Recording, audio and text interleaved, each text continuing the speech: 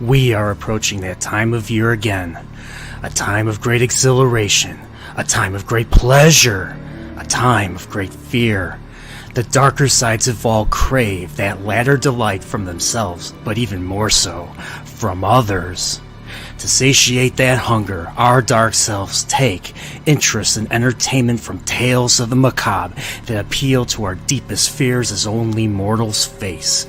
The only way to achieve this is to begin the dark ritual where Brian, the corporeal life form himself, and a special guest will discuss a particular tale during this season to ward off pure evil, as well as to entertain and to educate.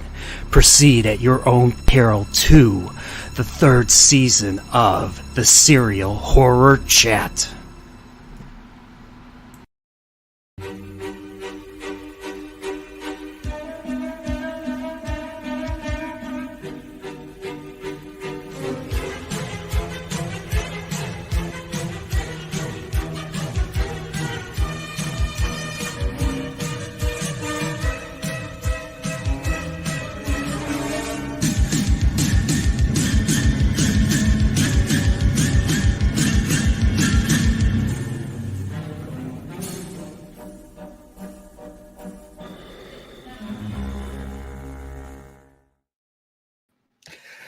Welcome to Serial Horror Chat. And, well, this is season 3. I've been doing this the last couple of years now. So, I decided to kick this off with Re-Animator. I have never seen it. I didn't even know it existed until I watched this documentary, In Search of Darkness, which I have made a video of promoting this on my channel.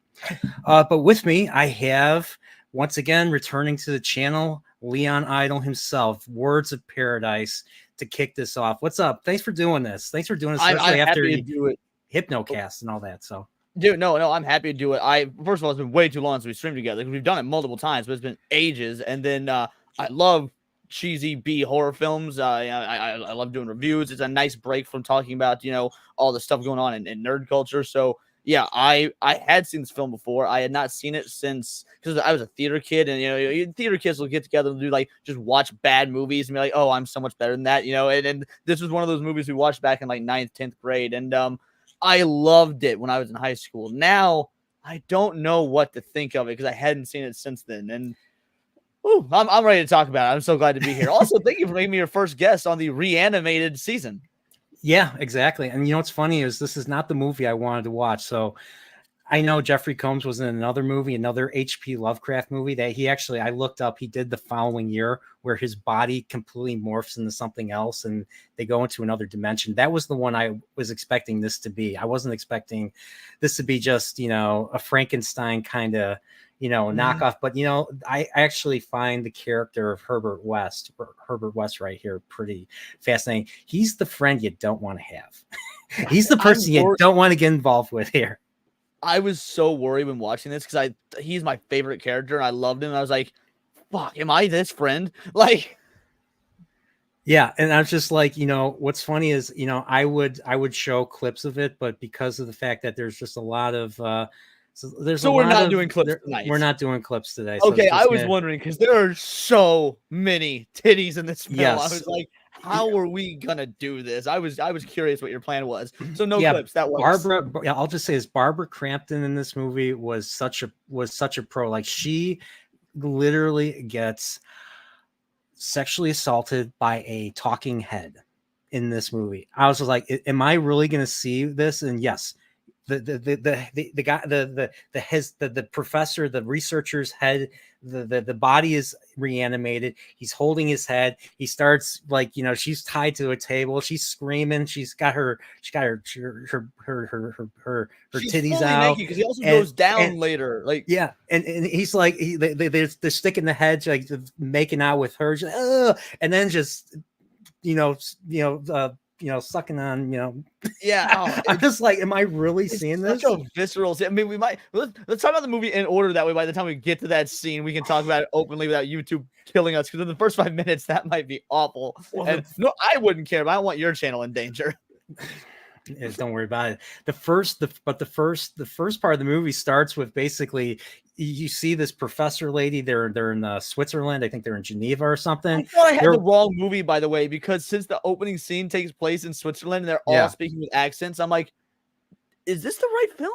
Yeah, I was like, yeah, it's just, and then they're knocking, and then you hear screams, and they're like, what's going on there? And then you see there's Herbert West, Jeffrey Combs is just like he's holding this professor that died or something, and then came back, and you see his eyes bleeding, and the woman's just standing there screaming, and blood just gets spilled on her. Like, I was like, okay, this is a comedy. Everybody, this is a comedy horror.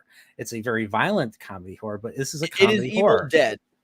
Yes, it is. I mean, it's not near Dead. as good as Evil Dead, but it's in that same vein. Yes. And the effects they're not good, but because they're practical, they're so interesting. I love seeing them. Also, what up to everybody in the chat? We hadn't said hi. We got right into the fucking movie. I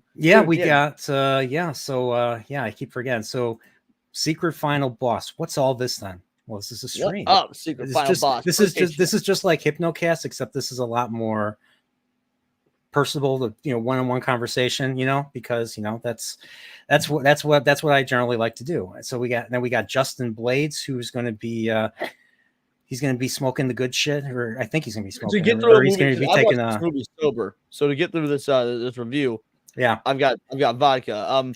Not the vodka is not to deal with you; it's to deal with the memories of this movie. Because again, I like it.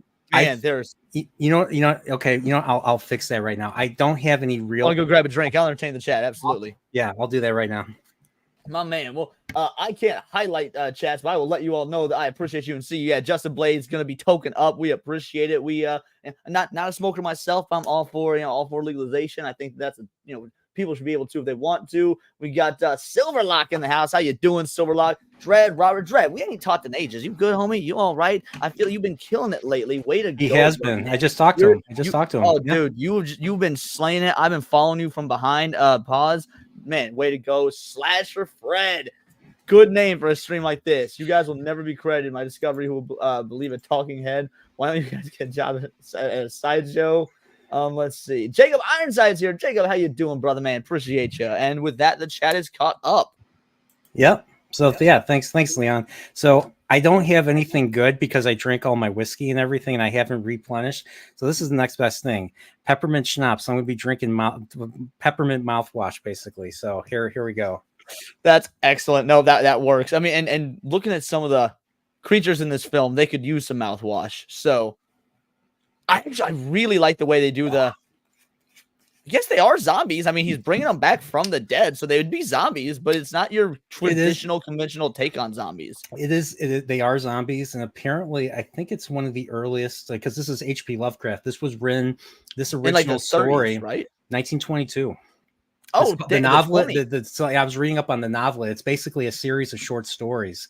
It's called Herbert West Re-Animator, and so it's basically the adventures of the narrator, Herbert West, and apparently the dean is a character in this movie, or the dean is also a character in the in the short story. So there's sequels to this, but given how this one ends, I mean, we're not going to talk about spoilers. I guess it doesn't really matter. No, it doesn't matter.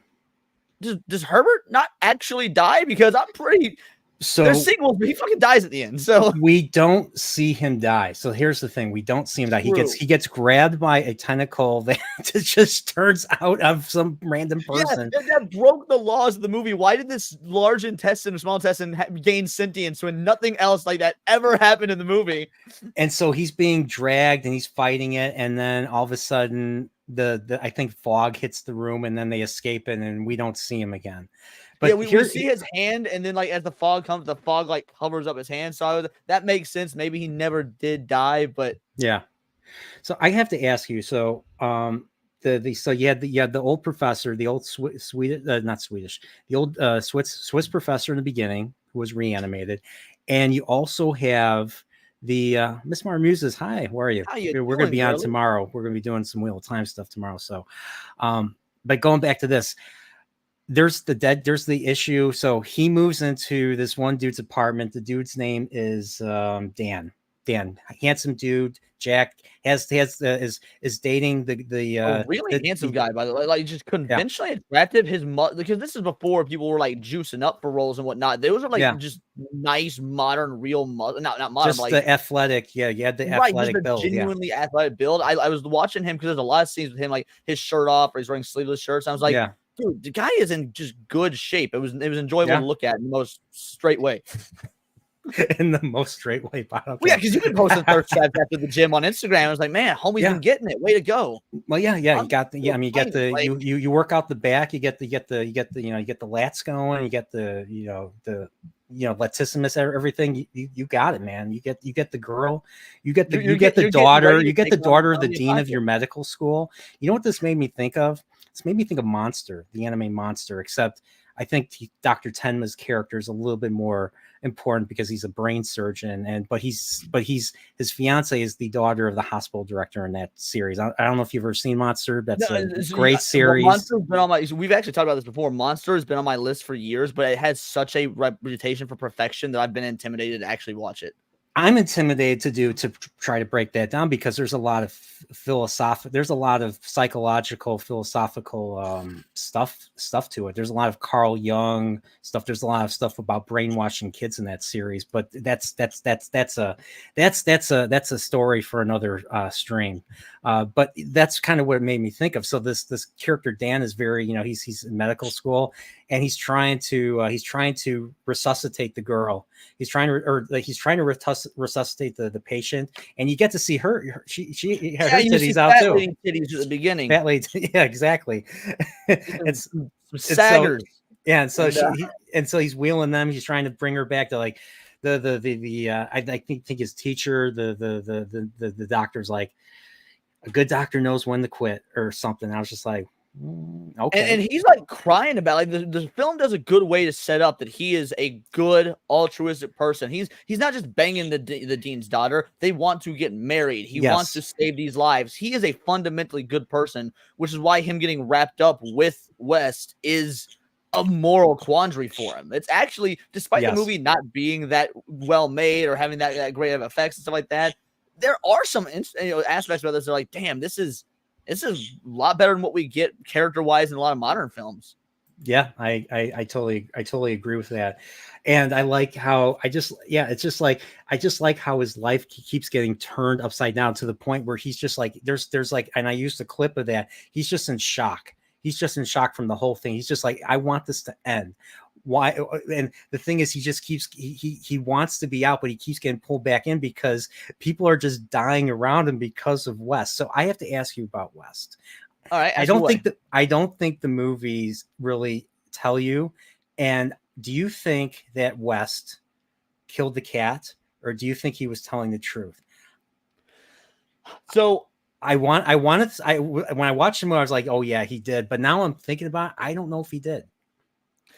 The explanation he gives for the cat's death is so unplausible. Like, if he was lying, why wouldn't he say the cat got out and got hit by a car? Like it's almost gotta be true because he said, oh, the cat knocked over the trash can, then got its head stuck in a jar and it snapped. Yeah. Like, that is so that's a horrible lie. And we find out throughout the movie, he's a very good liar. Frankly, he's a sociopath. That's why he and Dan work so well.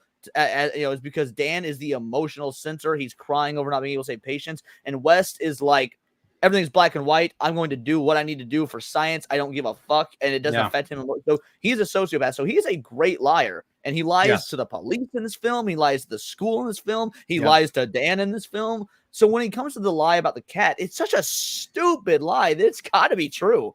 Yeah, you would, because like I'm like Tits and Ray Gun says, but it was Schrodinger's cat. Yeah, it was Schrodinger. Yeah, that's clever. Tits because it was in a refrigerator. You don't know if it's alive. You don't know if right. I just like how it was like. I just like how the music was just so obnoxious. Did you hear the music? The music literally copied Psycho. It copied Bernard Herrmann's Psycho theme. It also, I don't know, when did this, 85? So it came out before Beetlejuice. However, this film, and I'm not trying to say that Danny Elfman was a thief or whatnot, because I don't think he is, but this film, the score is so reminiscent, or at least parts of it, of Danny Elfman's score in Beetlejuice. I was like, wait a second. Am I hearing this right? And Really? it's not like they use the same notes. They use a lot of the same motifs and Yeah. recurring patterns that you'll find. And now, granted, it's a horror film. Certain scales, certain chords, and whatnot are going to just implicitly Yeah. have a more horror vibe. So it's probably coincidence. But I kept getting Danny Elfman vibes. You know, I don't know. I didn't get any Danny Elfman vibe. I just got a whole bunch of Bernard Herrmann vibes from just from I didn't get that in the film. I won't say it. I can absolutely think back and be like, okay, yeah, no, I hear that as well. Oh, so what up, Dempsey? I appreciate you, brother, man. You know, what's up, Dempsey? I also got some Harry Manfredini vibes too. You know, Harry Manfredini that did the Friday 13th. I got a little bit of that too. I didn't get that, but that doesn't mean it's not in there. I also famously don't like the vast majority of those films, so I haven't seen them a lot. I love Jason X, and I love the one with Corey Feldman, which I think is number 6, and that's about it for me. You didn't like the original Friday 13th? Part So one it's not with like, Mrs. Voorhees. I appreciate it more than I like it. I don't find it's my guilty pleasure. Really? No, so Yeah. slasher films I got in 'em right general, there. I don't find scary. I don't find gore itself scary. I need the premise to be scary. And Friday the 13th, I appreciate for what it did for horror more than I actually like it because I don't particularly care for that kind of horror because it doesn't scare me. Oh, I see. But yeah, you know who else? You know who else really likes Friday 13th? Dempsey does. Dempsey does, absolutely. So I like might send Dempsey a DM. The further they go because they get more and more ridiculous that I can Yeah. have fun with them as opposed to them taking themselves seriously. I mean, what's weird is I don't like the Halloweens. I like the first Halloween. I like Halloween 2. I don't like the rest. And that's Halloween 3, but I don't like the rest of the series. I mean, Halloween 4 is I like a 6, close the one with Paul Rudd, but again, just because it's so stupid, 6 it's was not because so it's messed good. up. 6, Like, I mean, 6 is awful, but it's the implication was he. So apparently, he had my favorite Halloween. That baby Halloween in that 3. movie was supposed to be his daughter. So he procreates. insinuated he procreated with his niece. That was Janie Lloyd, and who he kills in the beginning. My favorite Halloween movie is actually Halloween 3. I think that is an awesome, excellent movie, and I think that I truly wish that had gone. Did you spot the clip? Did you spot the clip in the in the intro? Yeah. Was there like a trigger? So the woman was trying to finagle with the chip in her bed, and the laser hits her in the face, and then you see her face open up. I showed that. I showed that at the very end of the intro. Yeah, it's messed up. I didn't pick up on that. That is great. Yeah, no, I love Halloween 3. I wish they had gone that route of making just every subsequent film an anthology film. I also have a soft spot for the Rob Zombie ones just because I'm glad he was able to like pay homage while doing his own thing. I don't think they're necessarily good, but I respect them. I think that's how reboots or reimaginings should be done.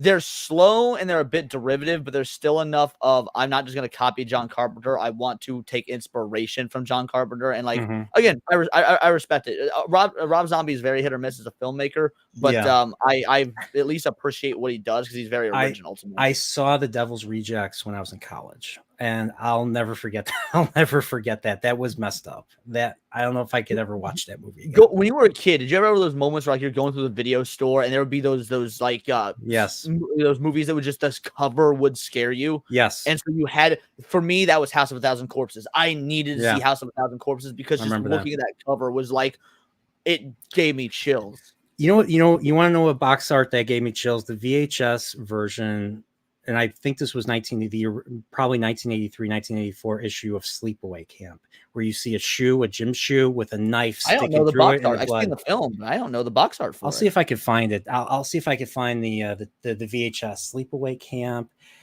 And then at the back of the box, it's in the back of the box, instead of having a synopsis, it has a note written as a kid's writing a note to his mom. And then the note ends abruptly, and then there's some drops of blood on it. So I thought it was a good. That's a really cool way to do that. Yes. Damn. So I'm gonna look at Sleepaway Camp VHS box art.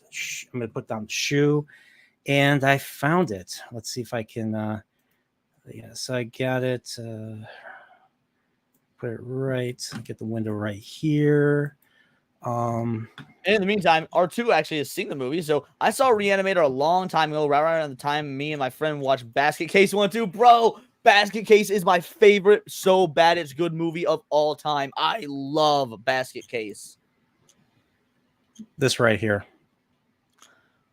Ooh, I like that. That's not necessarily Yes. scary And to you get me, and you but I got and the like and it. and That's the really cool art. and the letters are written like worms, you know, because you know worms, you know, the bodies are probably underwater and the worms are taking them up and all that. So yeah. So yeah, that's yeah. Dempsey, I totally believe you pull that off. Dressing up as Captain Spaulding, you 100% nail that. Oh, yeah, Dempsey, absolutely. Yeah. And then, have you done the Evil Bong series? I was just talking to Nadia about this earlier, actually. Evil. I've I never never seen these was movies. it was it supposed to be like a comedy, but with It's a drugs? comedy horror about like I don't know if it's about possessed bong or weed turns you evil or whatnot, but Nadia basically made the joke earlier that when she's thinking about doing a review of it when she hits 420 subscribers because she's a horror channel, and so Yeah. reviewing Evil Bong. Oh, the original Phantasm is awesome. Yes. Hellraiser's fine. I don't dislike it, but Phantasm in my opinion is way better. Hellraiser is just ridiculous. Like you have Andrew Robinson, who is just completely they become different characters because that's what they do in that movie with that little cube thing that just takes away it skins you. You get skinned, and all that sadomasochism. The Cenobites in that were the direct inspiration for the God Hand in Berserk. Really? Yes. I didn't know that. Yeah. Damn. I was wearing a Berserk shirt all day for my streams and stuff yesterday. I should have been wearing it today. Instead, I'm rocking Dragon Ball. I could have been doing Berserk. The only difference is Femto was not inspired. Femto, you know, Griffith's, you know, Griffith's, you know, demon version. He was not from. He was not from. He was not from that. He was actually from an old Brian De Palma film called Phantom of the Paradise, where this guy, it's like Phantom of the Opera, but instead of him wearing like, you know, the typical Phantom of the Opera mask, he wears the bird mask helmet that Griffith wore. So they he literally took. So there's a lot of pop culture that's Berserk super cool. took I from. did not know that. That's I'll awesome. I'll have to show you. I'll show you what I'm talking about. Phantom. MC, I don't think that's a hot take. Maybe it's a hot take. I don't know. I've heard the new Hellraiser on Hulu is actually really good. I haven't seen it, but I've heard a lot of great things about it. Here, I got it right here. Share the screen. Phantom of the Paradise. I love how we're going to talk about Re-Animator in this spooky season. We're just like horror movies. Let's just talk about all of them. Oh, that is absolutely Griffith. Damn, that's so cool. Yeah, it's basically a rock musical horror based off of the legend of Faustus, but except dealing with the music industry. So like I forget the actor, but the actor that plays like the head of the music industry, this guy right here, he's basically the devil or something like that. So yeah, that's awesome. But yeah, this is Brian De Palma even before he did Carrie. If you've ever seen Carrie, yeah. Well, I knew Brian De Palma, I knew Carrie. I did not know. I'm not familiar with this movie. Now I feel like it's something I've got to watch because again, I love old horror movies. Like my favorite horror film of all time, and all my top 5 films of all time is the original Night of the Living Dead. That is my favorite horror movie. Again, I guess you can count Perfect Blue as a horror movie. That's technically, I guess, my favorite because it's my. I'd say Perfect Blue. I mean, I would call Perfect Blue more of a thriller than see. That's horror. what I think as well. Yeah. But like when it comes to like straight horror, Night of the Living Dead is my favorite film of all time in that genre. Night of the Living Dead. Romero, I think, is one of the greatest directors of. Oh yeah, I mean, you have him. You have Toby Hooper. You have Wes Craven. You ever see Last House on the Left? Yes, of course. The original and the remake. So the original was so dark. Like the original was so dark. Like the victims involved died, but at the same time, you had this stupid comedic segment with the sheriff and his assistant. And the assistant is played by Sensei Kreese from the Karate Kid from Cobra Kai. He was in the original Last House on the Left, and then I don't know if you saw the remake of Last House on the Left. The one that came out in the 90s? No, the 2000s. Aaron Paul was oh, okay, in maybe it. Okay, 2000s. No, I did not see that one. Aaron Paul was in it. Only difference was they didn't kill all the victims. Some of the victims, survived. Is it still good though? Because remakes are real hit or miss. Yeah, I thought it was. I thought it was better than the original personally, because the original just had too much comedy. The original was so dark, but it had so much comedy in it that kind of I don't know. I didn't know how to in a weird feel. way. I didn't know how to feel because let's just Okay, because that's how I feel about Re-Animator. It but is such a sorry, Yeah. continue. But the end of that movie was just awesome because, well, if you're a parent and you find out that these guys who are staying with you murdered your kid, what would you do? You would go to the garage, take your fucking chainsaw, and you would kill their asses in your house. And if you and the mom, you know what she did? The criminals tried to get her to have sex. She's like, I'll have sex with you, and she bites the dude's dick off. I mean, that's how fucked up the end of that movie is. Well, so it's funny you mentioned Aaron Paul because that kind of ties obviously to Breaking Bad, which is one of the about this movie that I don't know how I feel about it because this movie does kind of what Breaking Bad does, and everything gets incrementally. The movie, there's no happy ending in this movie, by the way. For those of you that haven't seen it, this movie does not have a happy ending. Everything gets increasingly worse until the movie just stops. It's actually very similar to Pet Sematary in that regard. Things just keep getting worse.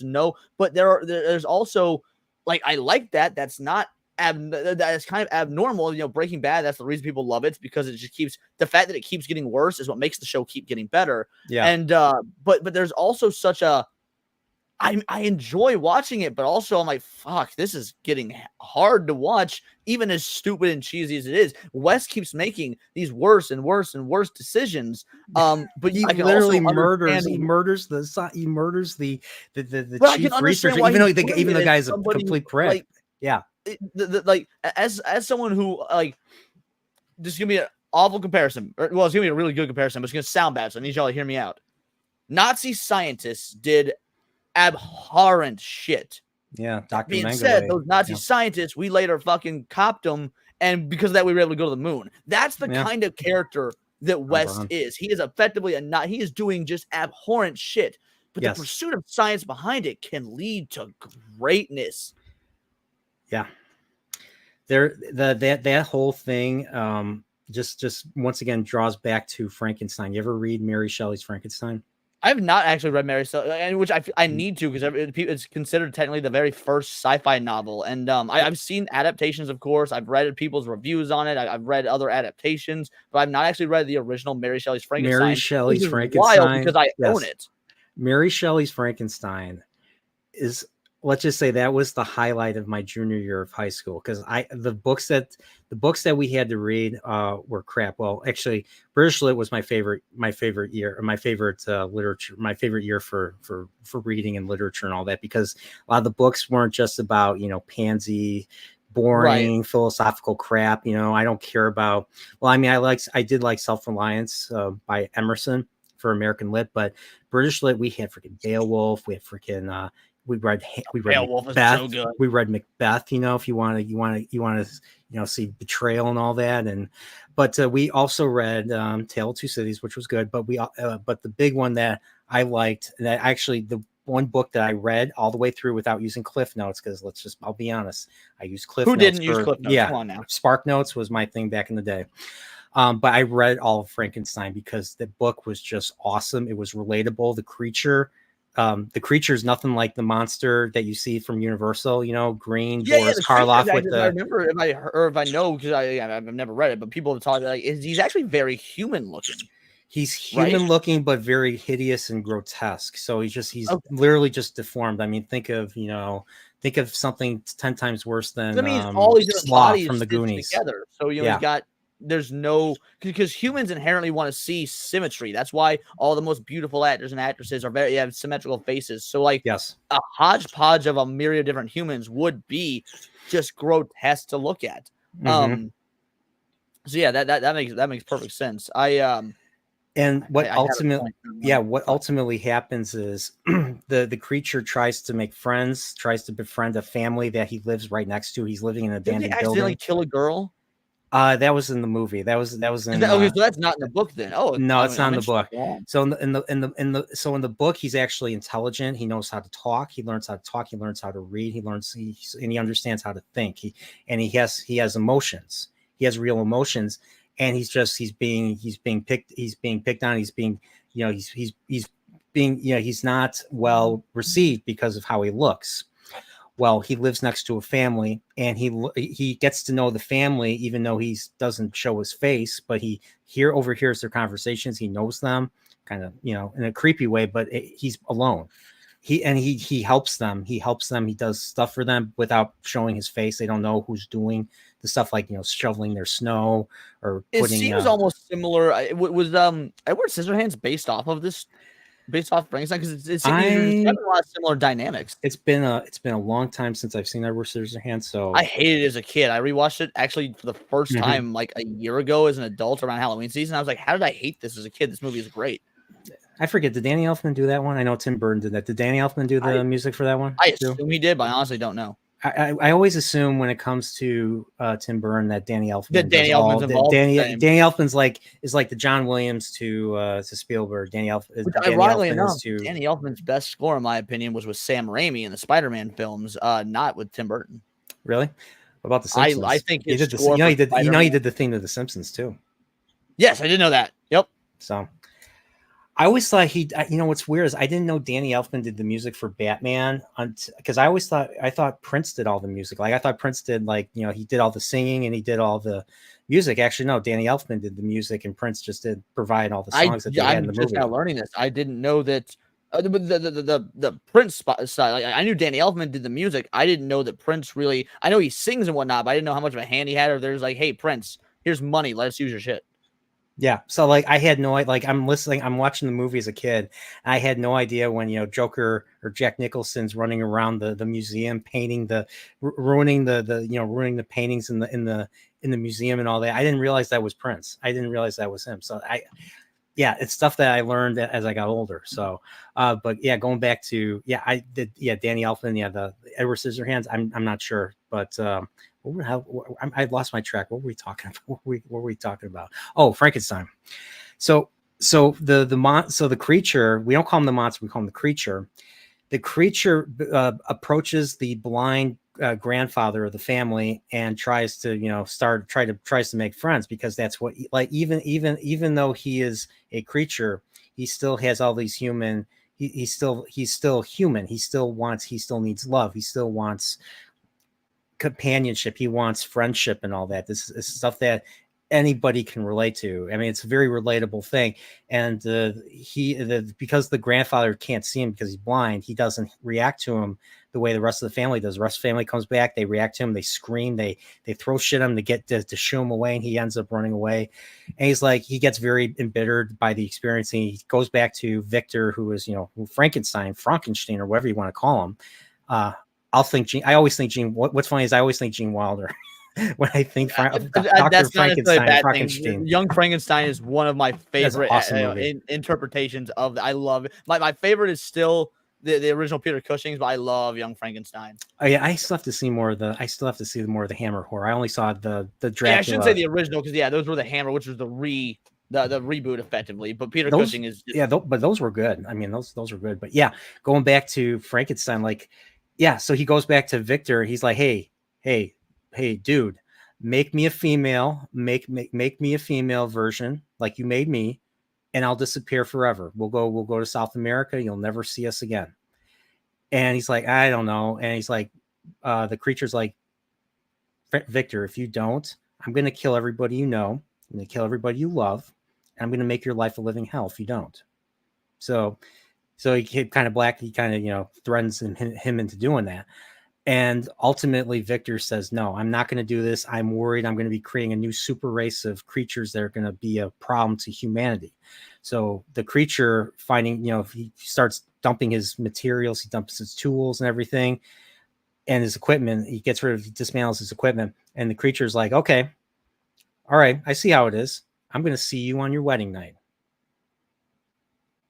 And I'm not going to say what happens after that, but the rest of the movie gets fucking crazy.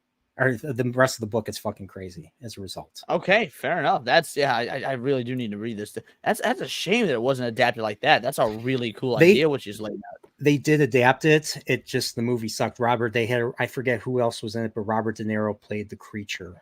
I think this came out in like the late 90s. That would have been the 70s. Oh, really? In the 90s, Robert De Niro was playing.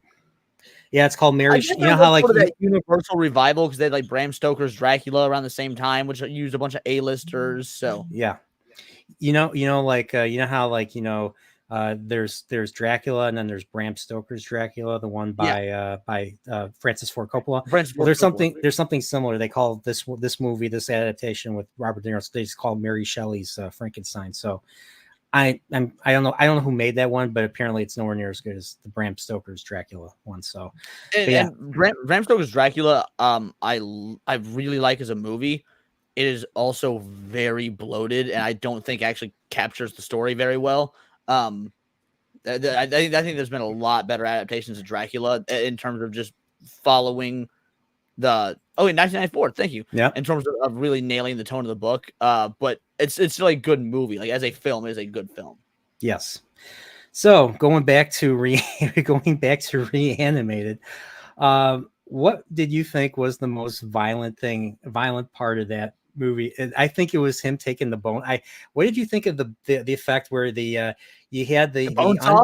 The bone saw. You had the undead dude killing the dean, the girl's father, and then he's like, I just liked how like he couldn't pull like what's his name, Dan couldn't pull him off of the dean, and then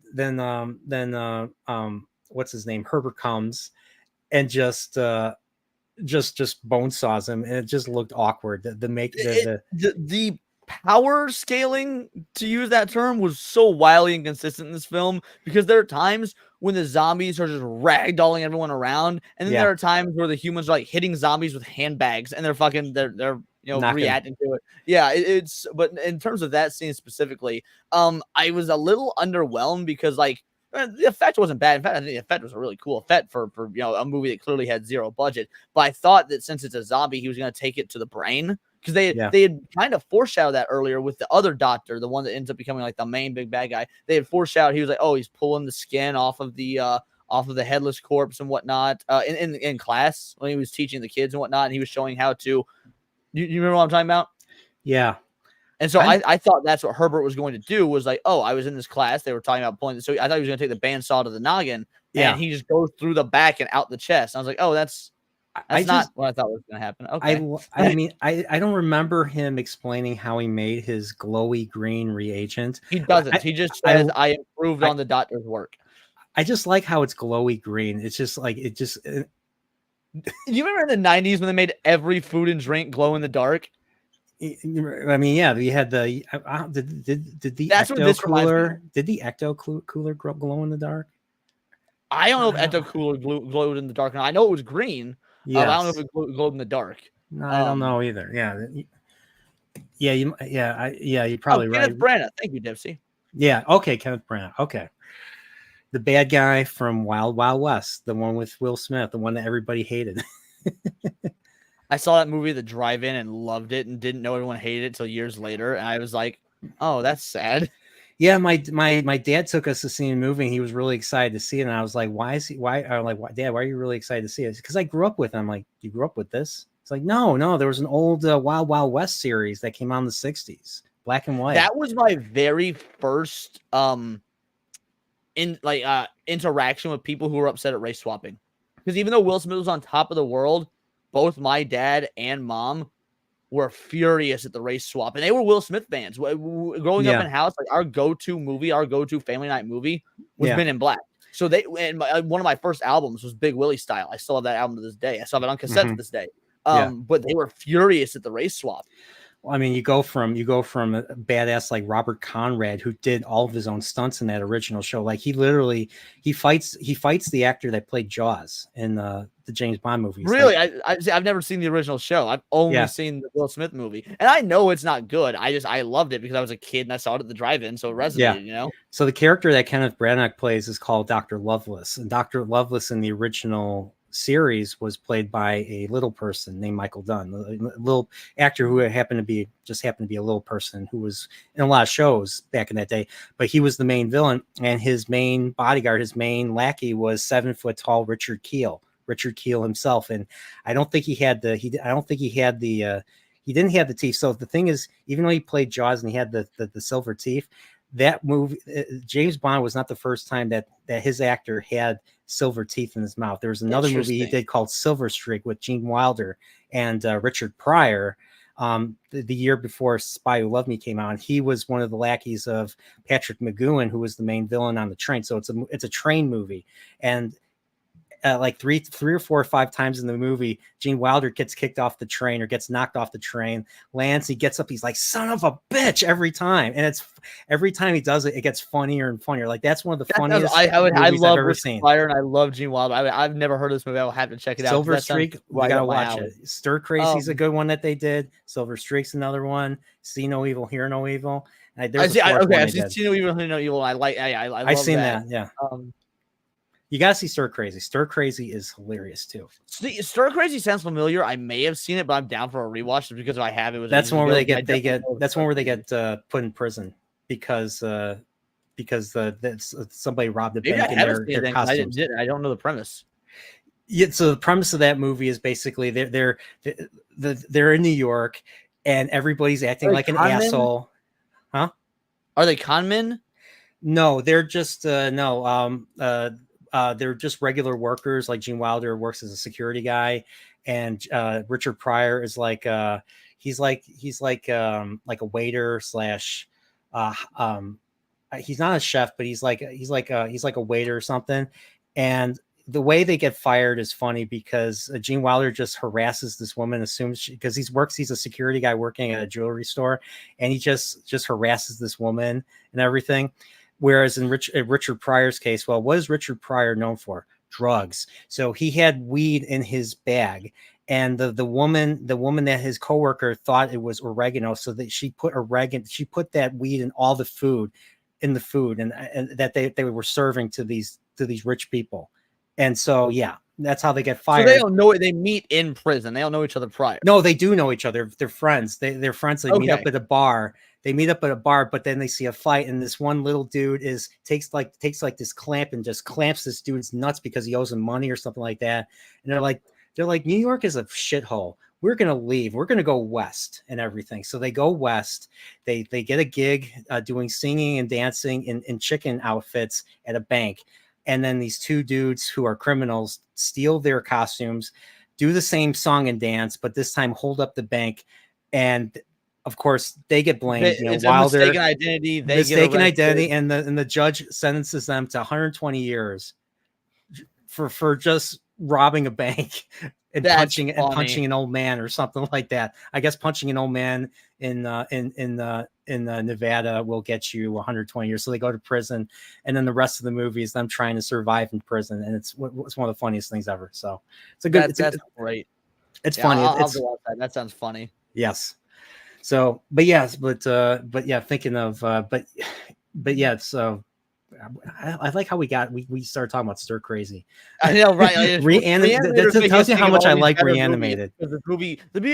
This movie really isn't that good. It's just got a lot of good ideas and good moments, but as a whole product, I don't think it's that good of a movie. No, I don't think so either. I thought it was just really violent. It was just entertainingly violent, basically, to me. Like it was like a proto Tarantino film without also being, like philosophically interesting or dialogue wise interesting. But that said, I did love the character of West. I did. Yes. I think he's a very interesting character. Yes. Basically, anytime he was on screen, I was dialed in. I'm just like, what trouble is he going to get our heroes into now, or what moral quandaries is he going to drag us into? Like it's all that type of stuff. It's all that. Well, the movie doesn't really condemn him for what he's doing. In a way, he is also still one of the protagonists because what he's doing is he's going about it the wrong way, but is what he's doing actually wrong? Trying to beat death. And he's doing it not for fame or money or glory. He's doing it because of his fascination with science. Yeah, I mean, one thing that they do establish right away is that he's very intelligent, and that he is very well versed in basically all the he's well versed in neuroscience, basically. And he literally calls the head researcher of the university that they go to. They literally calls him a hack. That moment, and he's like you in the scene where he meets him, in the scene where he meets that lead researcher who goes on to be like the big bad guy of the film. Yes. He's all like, "Oh yes, I've heard of you. Your work is very derivative of Dr. Braun or whatever his teacher was." And then that's how he introduces himself. They have a bit of conversation. And then at the end of the conversation, like, "Oh yeah, it was nice to meet you, Mister oh right, Hill." Like, you know who he was. You were He's saying like, that to establish Herbert. dominance, motherfucker. Like, yeah, and then he reestablishes, and he's like, Herbert, buddy, it's Herbert. It's Herbert West. Don't you forget that. The actor again, I don't know, because he's got one of those faces. I was like, I feel like I've seen him in other stuff, but I had no idea what I would have seen him in. But he is very much that, like, if Michael J. Fox was evil. Oh, you're talking about the man. You're talking about Herbert West. Talking about West. Oh yeah, he was. I don't know if you haven't seen. So I know him. So reason why I kind of wanted to watch this because of once again, In Search of Darkness. But Jeffrey Combs, the actor that plays Herbert West, was in Star Trek. He was in Deep Space Nine. He played one of the main villains of Deep Space Nine. He played the alien Vorta Wayun, one of the main administrator of the Dominion, the existential threat to the Federation, where they had to. The only time in Star Trek where there was an interstellar war with a power more powerful than. I mean, let's just say they needed to ally with the Klingons and the Romulans in order to fight these guys. I was about to say, because I'm very, very normie when it comes to Star Trek. Is this like the enemy they fight before they all team up because the Borg is a bigger threat? The Borg are not really the Borg kind of are a bigger threat, but the Borg were never an existential threat in the same scale as Deep Space Nine with the Dominion. Oh, so these guys are a more... You say existential and you differentiate that from bigger. These guys are more of a big deal than the Borg. So the Borg are, well, if you took the Borg against the Dominion, the Borg would likely win because the Borg had the ability to adapt.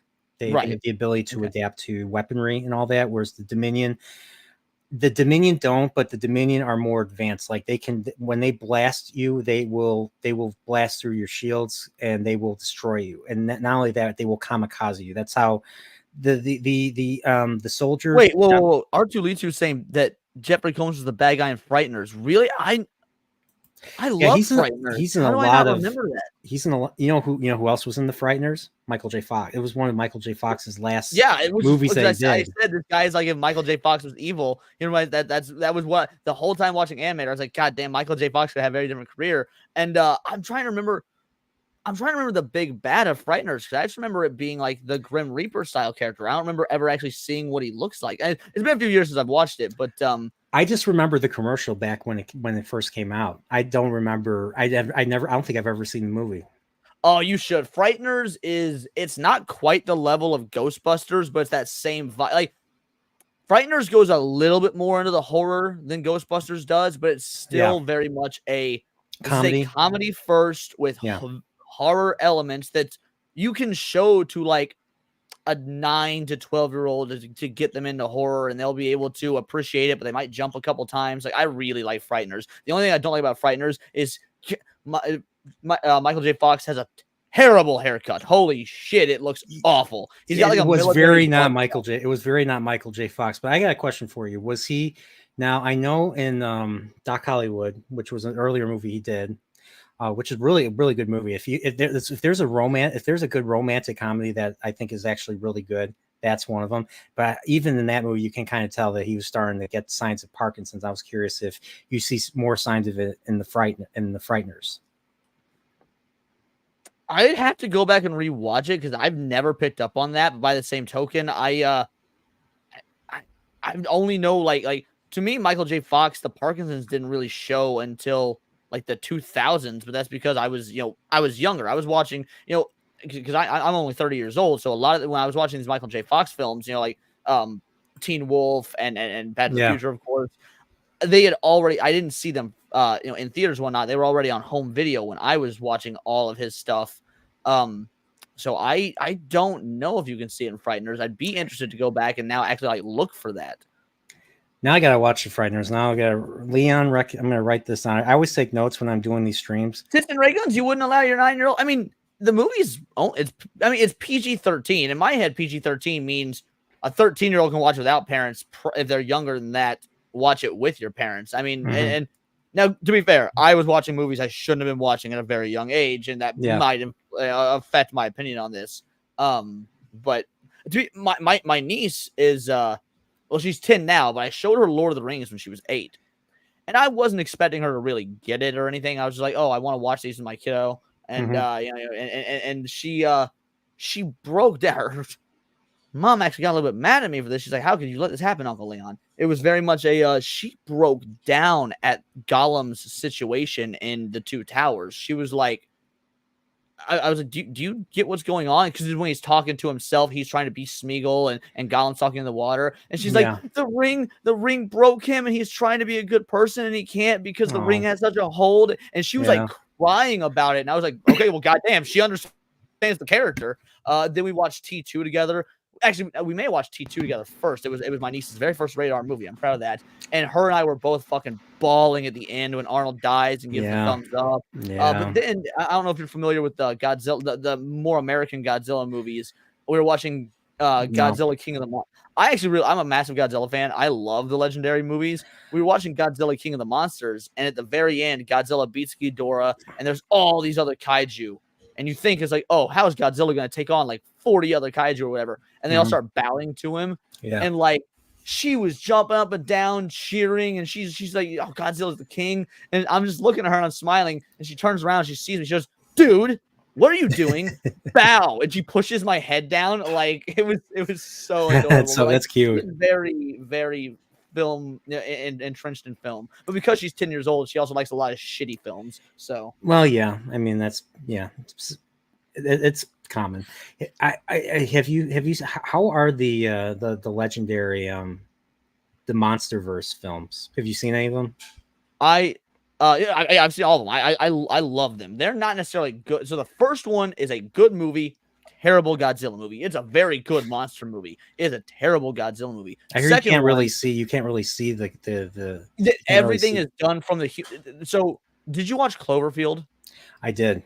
Imagine Cloverfield, but not found footage. It's still all done from the human's perspective. So all the shots they're looking up at Godzilla, but the debris has smoke in the way. Like it's a cool idea that they just did poorly. So it's the first one's a good monster movie, bad Godzilla movie. Yeah. They learned from that in the second film.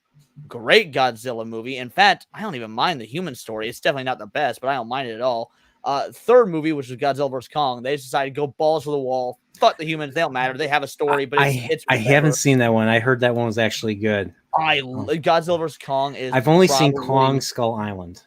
Kong Skull Island is the worst, and I still kind of I don't hate it. It's just the worst of what I consider to be several good movies.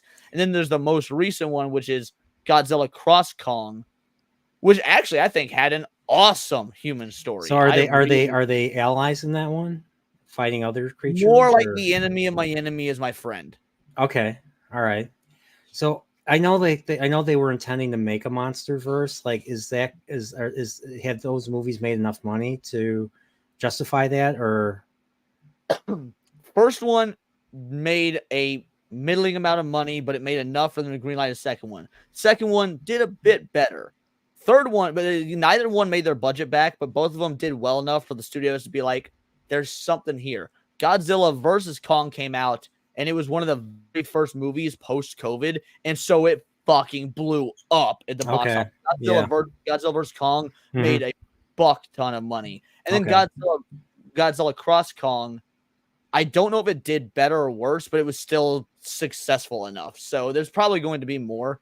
And there's also that show on some streaming service, Apple Plus, that I've heard is terrible. Yeah. I'm not going to get Apple Plus to watch a Godzilla show that apparently has no Godzilla for all 8 episodes, except for like 20 minutes of Godzilla across like 6 episodes or something. Nah, I'm out. I like how the stream devolved into Chilporial, basically. I enjoy watching this movie. I'm down to talk about it. By the same token, it's spooky season, and we're just sort of talking about whatever to get jazzed for it, because I love spooky season in general. Yeah. So it's my second favorite holiday. Yeah, it's why and plus it gives me a reason to see a lot of movies that I haven't seen. So Dan and I've been lazy. Like, this is tradition covering horror stuff. What's funny is a lot of people in our community do not like horror. Like, I've asked people, like, do you want to do a horror? Like, I don't do horror. So I won't say See, who. I don't like horror because most horror is bad. That's why I love covering horror when the horror is good. Now I've seen Yeah. a lot of bad horror, and I don't want my horror stuff to be good or so bad it's good. Most horror just falls in that middle camp of it's just bad. I mean, Yeah. don't get me wrong. There's the good stuff. Scream is good. Everyone's talked about Scream ad nauseum. The Shining is good. Everyone's talked about The Shining ad nauseum. Like, it's hard to find these sort of things that we're not just regurgitating the same thing we've said over and over. So I love horror. I'm just really picky about horror. Yeah. There is a movie that I could recommend. It's an older movie. It's some people say that it might be the first slasher, even earlier than Psycho, because it came out, or I think it came out like a month before Psycho in 1960. It's called Peeping Tom, and I used a clip of Peeping Tom where you see the eye, or the blue eye, open very widely and everything. So interesting. Hot take. My favorite Hitchcock film is actually Rebecca. I haven't finished Rebecca. I know that's the one with Laurence Olivier and Ingrid Bergman. Yeah. I'll have to finish that. I think it's like a Rebecca. haunted. It's like it's a creepy one, but I didn't finish that. But there's nothing supernatural about it. It's haunting because it's all mental. It's about psychological thriller, basically. Yeah. So Laurence Olivier plays this almost Gatsby style character. Yeah, but he has like a castle. He has like a staff, a creepy. Yeah, staff. he's got a massive mansion, and he meets Ingrid Bergman's character and falls in love with her. And she keeps hearing from all the staff, all the waiters, all the butlers, all the whatever the female version of butlers, maids, about how amazing his first wife Rebecca is. And so she's like, why does he value and love me? I need to be more like her. And so she starts to become more like what everyone's telling her Rebecca was. And while she's doing that, Laurence Olivier's character is starting to fall out of love with her, because you come to find out, without spoilers, Rebecca was a fucking nightmare. Yeah. And but everyone only saw the public facing persona of her. So it's this the ghost of Rebecca is there, but the ghost of Rebecca is not a physical ghost. It's the memories and the way all the ways everyone perceived her, poisoning this young bride's perception of what she should be to her husband. And it's such a great movie. Again, Rebecca is my favorite Hitchcock film. I get it's his first, and so he did things that people like better afterwards. Psycho, The Birds, whatnot. It's not Rebecca, his first. It's not his first. He did a bunch. Oh, is it not his first? No, that came out in 40. He did a bunch of movies in the 30s. He did The 39 Steps. He did The Lady Vanishes. He did. The original Man Who Knew Too Much. So he made two versions. He made one in the 30s with Peter Lorre, and then he made one in the 50s with Jimmy Stewart. Jimmy Stewart, right? Yeah. I didn't know that he did two versions. I only knew the Jimmy Stewart version. I did not know there was an older version than that. Yeah. So the Jimmy Stewart version was basically Hitchcock was older. He's like, you know what? I want to show how I changed as a director compared to what I did back then. So that's why he ended up. George Lucas tried the same thing, and people rejected him for it. And I've been a defender of it ever since. Well, George Lucas is. Has never been. And I'm not going to pretend I don't. Yeah, I mean, I'm not going to say George Lucas was a great director, but he was a great visionary. He came up with. I mean, agree with that. I think he originally wanted to adapt Flash Gordon, and he couldn't get the rights to it. Had he got the rights to it, then it would have been a very different story.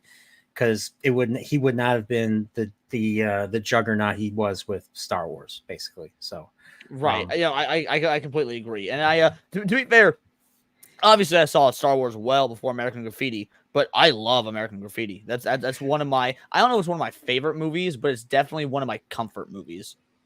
Yeah, American Graffiti is great. I mean, that's how I first learned who Wolfman Jack was, and then you have Wolfman Jack, and then you have young Richard Dreyfuss, who is just pursuing Suzanne Summers. You remember Suzanne Summers?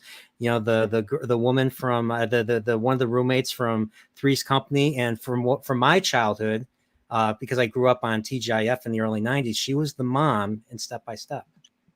I don't know if you ever seen Step by Step. It's early 90s.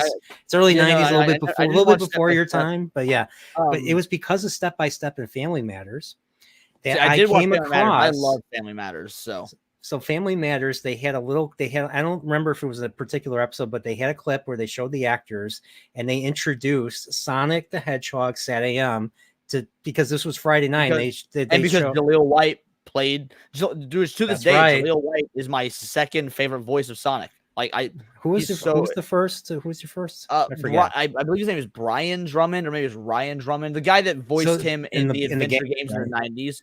The adventure like games adventures came out and yeah. He played Sonic from like 99 to like 2003 or 5.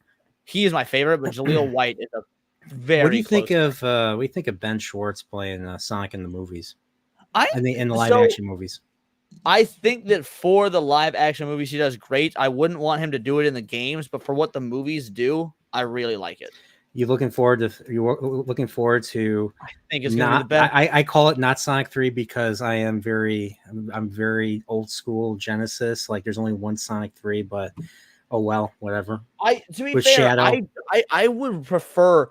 I don't want them to call it Sonic 3. I wish they'd have called it like call it Sonic Adventure. Just call it Sonic 3 Adventure or something. Sonic Adventure 2, so don't call it Sonic Adventure. Maybe call it like Sonic X Shadow or Sonic and Shadow, or something like that. I agree. Shadow, as far as I'm concerned, Shadow is still the ultimate life form. Yeah, that's going to be a that's not even a day one movie for me. That's a see if I can get pre-screener tickets, because I've only gotten pre-screener tickets to a couple of films in my life. This is one that I'm going to take attempt to get pre-screener tickets, and if I can get them, I will take off work and I'm doing a stream right after to talk about it because I'm excited. I'll be honest, like I went to see the Sonic movie because of the fact that the actions and the behavior and the attitude of the producers. The fact that they wanted to do right by the fans was the reason why I went and supported it. So I wasn't sure if it was going to be. But by the same token, I'm such a slut for Sonic. I was going to see it even if it had that original ugly version.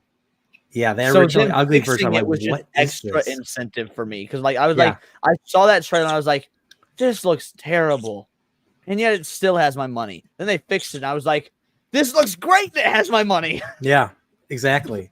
I thought that was I just I was okay with it. The issue I had, and I think I've told you this during our Chilporial, was that I'm like, you have a wide plethora of awesome tracks to play. Rock-based tracks, and you're playing freaking Heart. I mean, who doesn't love Heart? Who doesn't love Actually, believe it or not, I don't like it. It's one of the few classic rock bands that I can't get behind. I love Pat Benatar. I love Shells of the Night, baby. Shells of the Night. I'm blanking on their name now. Rock Lobster. Point is, I love a bunch of female-oriented rock bands. Dude, yeah. I've been talking slowly but surely to Sherry Curie, the lead singer of the Runaways. She might be coming on my show. And so like I love classic female vocalists. For whatever reason, I never got into Heart. That being said, I've watched some of their videos recently of them performing live, like as old bitches, and they're so much better. Like, I don't know what it is, but I like modern Heart. So yeah, thank you, Dempsey. B-52s.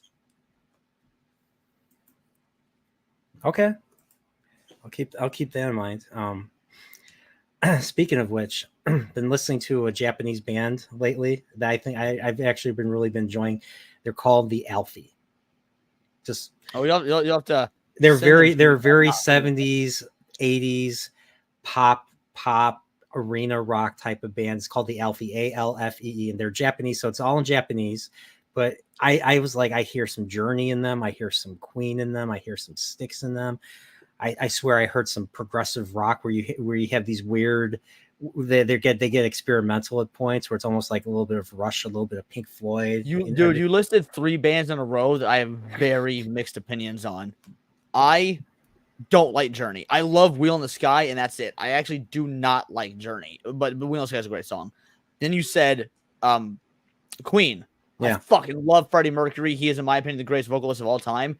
I do not care for the rest of the band. I'm listening for Freddie Mercury. I do not care about them as musicians. I like Brian May's harmonic guitar. Brian May is a good musician. It's very recognizable. It's very unique. Even Brian May, as great as he is outclassed by Freddie Mercury because he's Freddie goddamn Mercury. Yeah, then you said Styx, and I'm a massive Styx fan. I love Styx. Speaking of sticks, I found a solo song by Tommy Shaw because I was listening to random. I don't know if you ever seen Miami Vice, but Miami Vice is like, it's not just a show, but it's Don't like act like I didn't go through a Don it's Johnson phase to try and get women. Come on now. dude. Don Johnson's hair is a character in that show. Like, I mean, I'm a dude, and I've looked at that hair. I'm like, bro, I'm just like, I have a man Believe it or crush not, on I used that to hair. have short hair. I know what you mean. I used to rock the very short, sort of coiffed, like, yeah. No, I know what you mean. But they were playing a Tommy Shaw song that I've never heard before. It's so 80s, and it was one of the coolest scenes ever because they're trying to rescue a woman. They're riding really fast on a highway. I think they're in like in a Lamborghini or something. I guess that's what happens when you work Vice. You have to pretend you're rich and all that. So you have to have all these awesome outfits and these awesome cars and awesome And hair the watches and these all watches. accessories. Yeah, it's also Tiston Rayguns said something hilarious, which I completely agree with because I love Chicago. Journey is Chicago. dude. For Chicago. I love Chicago. I love I mean, everybody knows 25 or 6 to 4, but I'm an old times guy, you know. And then like the early stuff, you had Terry Kaff's guitar. And my then, mom, do you remember when the Chicago movie came out? and I've never seen it, but in the early 2000s, like 2005 or something. Yeah. My mom took me to see that in theaters. I think she may have regretted it. I don't know, but yeah, my mom took me to see the Chicago movie, and I loved it. I don't think it had anything to do with the band Chicago, though. So it had to do with a musical called Chicago, yeah, which uses a lot of their films. It didn't actually have to do with films, music. So it doesn't actually have anything to do with a band, but it had to do with a musical that uses their music. Yeah. Oh, really? I had no idea. I don't know if you ever heard any of their 80s stuff, but When I listen to Chicago, I listen to their 70s stuff. I don't know if I mean, if you pop on some of their 80s stuff, maybe I have heard it, but when it comes to Chicago, I'm like, it's hard to say I'm sorry. And all the things you do, I will make it up to you. That's that's one of their famous 80s songs. I was like, is that the dude from the Karate Kid Part 2? And I looked it up. Peter Cetera. Yes, it freaking was. I grew up on Glory of Love because I saw Karate Kid Part 2 a billion times when I was a kid. So I was like, that's a dude from. I didn't know that was a dude from Chicago. It's hilarious to say that because that shows our age difference. Because I grew up on Karate Kid 3 and I saw it multiple times, but I never liked it. But it was always one of those movies that we like had on VHS in the house, so I've seen it a bunch. Yeah. So I saw 3 before I saw 1 or 2. And so I was like, I saw 3 in the theater. I was real young, but I saw 3 and I saw Indiana Jones 3 in the theater. Oh, I was like 4. I was like 4 years old. It was 89, so I was like 4. At the time. My first film in theaters was The Little Mermaid. It got a theatrical re-release, and yeah, because I remember that came out. Like that came out in 89. Yeah, it came out in 89 as well. But it got a theatrical re-release in the 90s, which I was like 3 when I saw it. But I have memory of it. Like I viscerally remember like 6 to 12 seconds of seeing it in theaters. So yeah, I love The Little Mermaid. Like I was personally offended at the remake of Little Mermaid, not for any of the woke reasons or whatever, even though those were a thing, but just because I fucking love The Little Mermaid because it was my very first movie in theaters in my life. Yeah. They made and I know they think they made the like typical stuff nowadays. They made the male character useless because in the movie, in the original animated film, he's the one that defeats Ursula with the ship. Well, there's the culture war aspect of it, which again, I agree with all the criticisms of, but there's also they added an hour of content to it that was nothing. It was filler garbage that didn't help, that didn't expand the story, didn't explain any additional character motivations. They added songs that weren't from the original that were modern songs. They were atrocious. It was like you could take every instance of quote unquote wokeness out of it, and it would still be you could make Ariel a white chick with big blue eyes and red hair. Yeah. That movie would still be fucking awful. Yeah. That's an issue with modern entertainment now. Like they make these really long movies. I mean, you start with The Last Jedi, 2.5 hours. You watch all these other movies, Blade Runner 2049, 3 hours. Okay, all these movies, 2 hours 40. 2049. I liked it at first, but after watching the original Blade Runner and just kind of breaking it down, I still own it. I still have I still like it. I just don't like it as much as the original. So legacy sequels have this problem with going quote unquote modern in terms of like their writing and whatnot. Yeah. Blade Runner 2049, I feel like you could have made that movie with like 2 years after the original Blade Runner, and it still would have worked. The effects would have been different and fair enough, but like it at least like it legitimately feels like a sequel to Blade Runner. The original is still so much better. But I love 49 because I'm like, oh, these guys understood Blade Runner. Yeah, I mean, I was surprised. I was expecting like what's his name? Ryan Gosling. No, I'm thinking of the composer. I can't think. He's in every Christopher Nolan movie. I can't think of Zimmer. Hans Zimmer. I didn't know Hans Zimmer did the music for it. So Hans Zimmer did the music, and I was like, oh, this movie is not going to be anything like Blade Runner. And then I hear the music, and it sounds just like Vangelis's original score, or Vangelis, or however you pronounce it, the original guy that did the original Blade Runner. I was like, oh, this actually does sound like something Vangelis would do. But I liked the whole thing with the like, I liked how he had these memories, but then the thing was, it didn't really pay off. You find out it's not his memories; it was someone else's memories. See, and that didn't bother me because I felt like that was so in line with what, like, because the original Blade Runner at the end of the day is a noir film, and noir is all about the mystery. And so for the rug to be pulled from under you and it still makes sense in terms of the overall narrative, I was like, that's an old school move. That's something you would have seen in the 70s. I know Blade Runner came out in the 80s, but that's something you would have seen in a 70s film. I had no issue with it. I was a supreme Ryan Gosling hater throughout the vast majority of my life. Yeah. This is the film that has made me recontextualize Ryan Gosling and realize he's actually a really fucking good actor. All right, I'll keep that. But I also, the reason I hated Ryan Gosling, if I'm being totally honest, was because I had an ex-girlfriend who was obsessed with The Notebook, and I hate that. The Notebook. I love chick flicks. I'm a full full honesty. I love chick flick movies. The Notebook is just awful because that bitch is so manipulative and abusive. Rachel McAdams, yeah, so much better. I don't remember her character's name, but yeah, Rachel McAdams, like, she is just an awful person through and through throughout the whole film, and he's still so obsessed with her. I'm like, homie, you got the jawline of a Greek god. You can do better. I hate The Notebook, and because of that, I feel like it made me hate Ryan Gosling. But then Blade Runner 2049 came out, and it just flipped the script. And I've gone back and watched older Gosling films, and I'm like, oh, these aren't bad. Okay. I think my first I didn't think he was bad. I thought he was, you knew right away he was a replicant. I think there could have been better. I think there could have been better ideas that they could have done. Like, especially the mystery for the whole of the first one is whether or not Deckard is a replicant. I'm actually glad they didn't repeat that. They let you know out the gate, Gosling is a replicant. This is a different mystery. I'd rather they did that than try and redo the same mystery from the original. I honestly think they shouldn't have.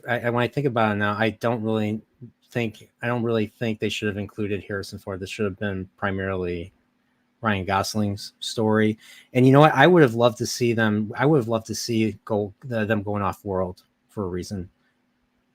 Yeah, you know, that would have been cool. I get what you're saying about not including Harrison Ford. I love that they did, because unlike Han Solo, for example, he seemed to actually give a fuck about the role of Deckard. So when he was playing him again, I feel like he slipped right back into it, and I was buying the performance, as opposed to Han Solo was like, I'm coming back for money and to let them kill me off, so I never have to fucking do this again. But if you took out Harrison Ford from the film and rewrote the story, it would have been fine. So like, I get what you're saying. And I had an issue with the whole. You were all like, "We're gonna go for 1 hour." Now we're an hour and 50 minutes. Well, I'm okay with it, by the way. I got no plans. So okay.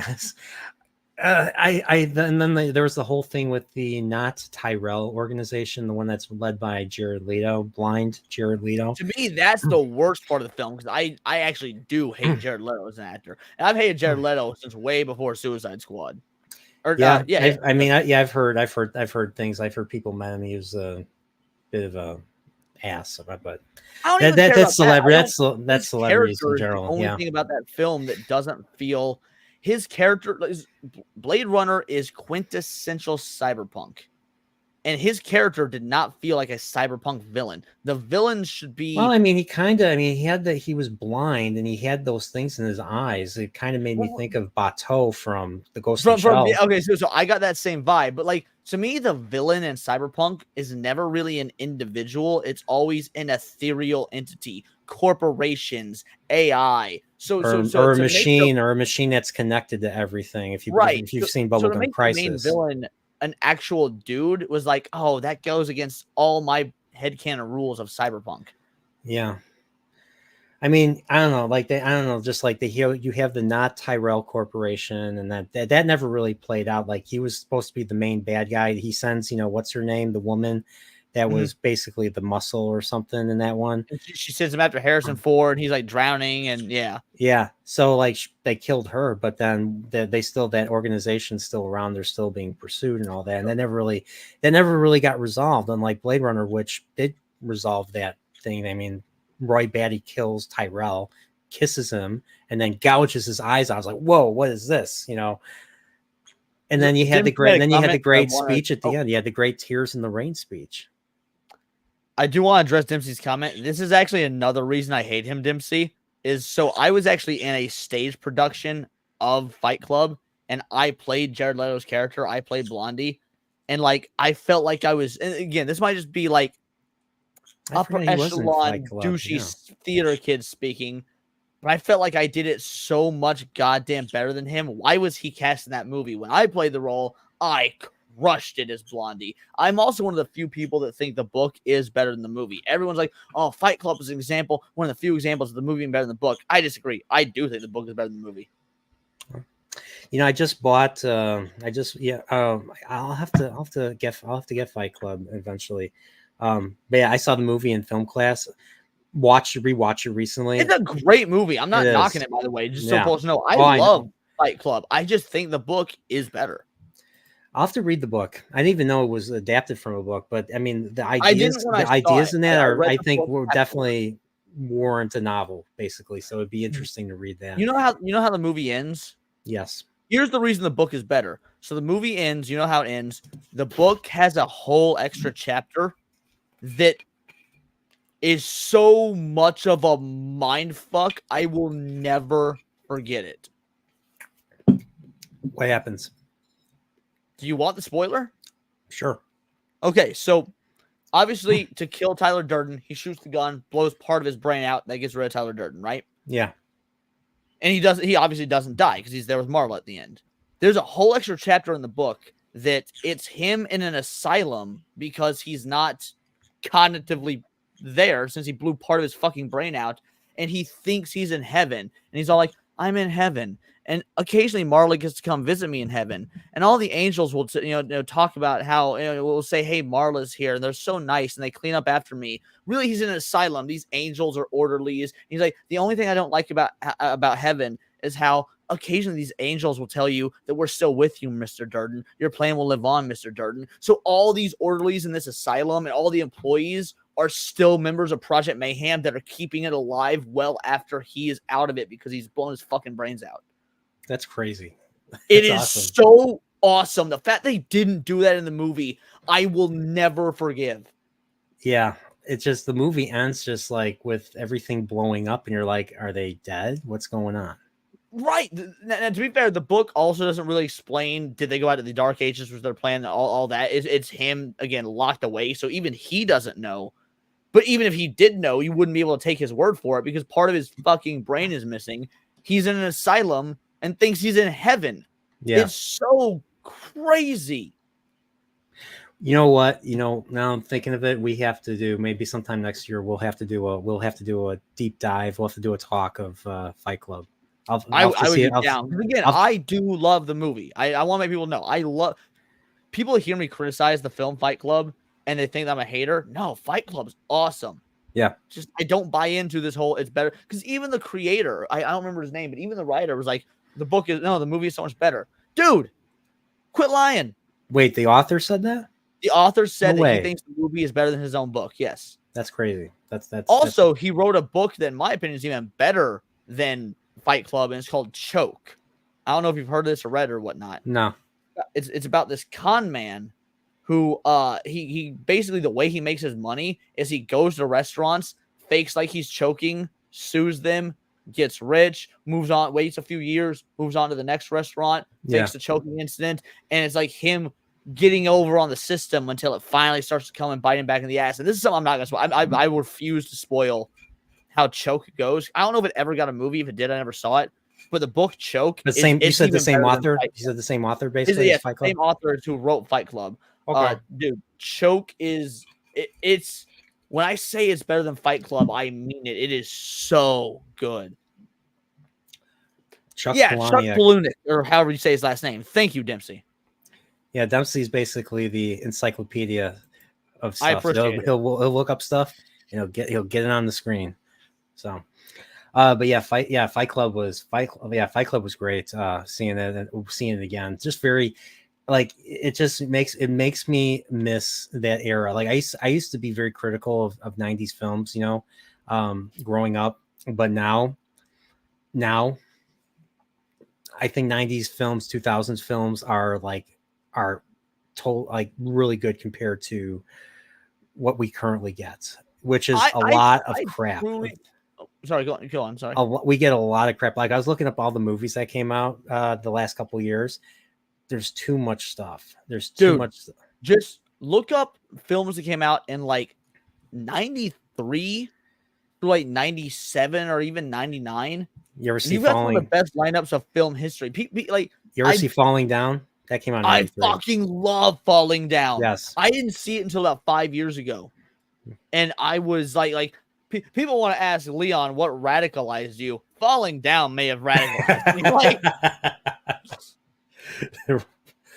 That movie will do that to you. I mean, the highlight of that movie, and this is something that the thing that everybody relates to in that movie is, like, you whenever you go to a McDonald's, you go to fast food, go to McDonald's, go to fast food, and you want breakfast, and breakfast it's like 10:35 or something, and they're like, oh, breakfast is over. Hey, bitch, there are sausages back there. I know you have not pulled out all your sausages and hash browns. And he takes out his gun that he got from the gang that he beat up, and he starts shooting, and everybody's freaking out. He's like, breakfast, and they're like, okay, here, take our money too. He's like, I don't want your fucking money. He pays them and he leaves. Like that, it's such a, and I've seen that actor in other films. He's always really good, but I can't think of any off the top of my head. But like, I said 93 through like 97, but if be fair, it's more like, I would say like 86 through 97 is probably the best film has ever been. And I'm a slut for like 40s through 70s movies. I love old Hollywood. But I think the 70s movies are very, like, dude, every time I watch a 70s movie, it's like, how is this gonna end badly for our heroes? There's never a happy ending. No, there's not. And don't get me wrong. Sometimes that, like, did you ever see what was the movie? It was one of Mark Wahlberg's first big movies. Where Dirk Diggler. Where he plays the porn star Dirk Diggler. Boogie Nights. I've not seen Boogie Nights. Okay. So Boogie Nights plays out like a 70s movie throughout the whole show. Yeah. Which makes, because it takes place in the 70s, but it at least gives us a happy ending. Yes. And like, I was like, okay. And again, came out in the 90s. Like, yeah. I love 40s, 50s, 60s, 70s, but the 80s through the 90s, I'm not just a fucking millennial romanticizing that shit. I truly believe that is when film was at its best. I mean, you might be right. I mean, I don't know. I mean, it's really where the I mean, the 70s I feel is where the shift really started, but 80s it got very, very the 80s got very, the 70s was very cynical, very pessimistic. 80s got more optimistic, more hopeful. E.T. You had And in E.T. the at 90s sort of Spielberg. rides the line between Yeah. the two because you still had the leftover optimism and cocaine from the 80s, but you had the cynicalness of grunge. Dude, and like Don Simpson made so many freaking movies with that cocaine that he used to that toxic masculinity and that cocaine is what made so many movies. It's what made Top Gun. It's what made Beverly Hills Cop. It's what made Days of Thunder. Have you ever seen the YouTube video Hell's Club? No. Let's turn on right now. I need to see a reaction to this. Type in Hell's Club. I need to see a reaction to this. It's like an 11-minute video. I promise it will be worth every moment of this stream. All right, the Hell's Club. All right, so just Hell's Club, basically. Hell's Club. Hey, Zax is live. Circle of Jerks. Hell's Club. All right, so wait. Hell's Club official movie mashup and that's the one. Okay, Antonio. It was the first one. I think he's made 3 by this point. The first one's really the only one that matters. I share the screen. I need to see a reaction to this live. Pause it whenever you want, so you don't get copyrights or whatever. Is there a copyright, or is this just a YouTube video, or is this? It's just a YouTube. It's a YouTube video that literally. I wish I could explain it, but it would spoil it to do so. I don't think you'll get copyright. I'll put it that way. I don't think if you do, it would be a very easy one to beat because it's just a YouTube video, but it's one of the most well-made YouTube videos. It might be the single most well-made video I've ever seen. Okay. And by the way, the official nerd year, and I forgot Dempsey brings it up, is 1982. And I get into arguments with people all the time because I was born in 1984, and I like to say 1984 is the nerd year, but everybody disagrees with me. So I'm kind of alone in that regard. So, but yeah, let's watch this. Changing a thing. Damn ads. Chevrolet. There better not be an ad in the middle of this because this is one of those you just watch all the way through. Like I said, pause whenever if you have comments or questions or anything. I think you'll love this. That's why it might have copyright. There is music. All right. It's not super prevalent. Basically, I'll just give you the intro, what he says, to skip over the music. You can read it yourself. Yeah, just read this. There is a place or fictional characters meet outside of time, outside of all logic. The place is known as, and it's Hell's Club. Hell's Club. Okay. And there's a place or fictional characters meet. I think the guy was foreign and he got his translation wrong. All right. Okay, I can't. Yeah, no, I understand. The you can see where the audio. The Bee Gees want it's their money. Obi-Wan and Anakin walking into Hell's Club, so you can honestly skip that part. Okay, they're still playing it. I see Darth Vader and Luke fighting. Yeah, you see Darth Vader and Luke fighting right up there because it's happening in the club. All right, from here we should relatively be good. Nope, they're still playing it. Oh, that's what you went through Train Spotting. Train Spotting, there you go. They're still playing it. I've done a reaction to this and I didn't get a copyright if it makes you feel any better, just so you know. But Hey, it's Tony Montana. Yeah, he's chilling in this bar. There is a story to this, but is that Carlito's Way? Al Pacino? Yep. No. It was I think it was Serpico. I could be wrong. I think it was Serpico. Well, Serpico he had long, which is early 70s. Oh, then maybe it is Carlito's Way. Yeah, I was right. Oh, it's Carlito. Yeah, that was another 93. Hey, that's Collateral. That's Tom Cruise Collateral. Yep. Excuse me. Something wrong with the check? Benny. Yeah. What is that from? What is John? Is that also from? No, that's still Carlito's Way. Well, I don't know you, so I don't know you. Carlito's Way is a sad movie. Now, new rules. Everybody pays. There's Anakin. Hey, you're not getting copyright here because it's the Staying Alive plays, but it's sped up like a Chipmunks thing. So yeah. RoboCop. Where's Paul Verhoeven? Hey, it's Blade. The Mask. And all these fictional characters are hanging out at this club, but there's a story to this.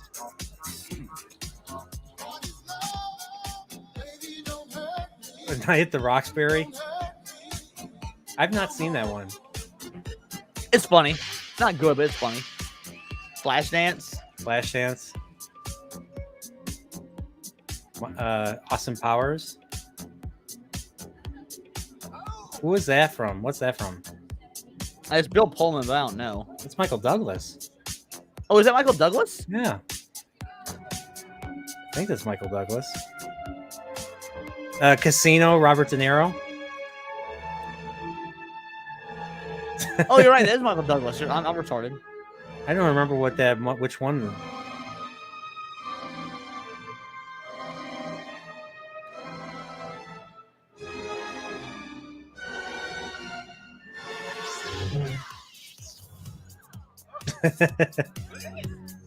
Is it Pinhead?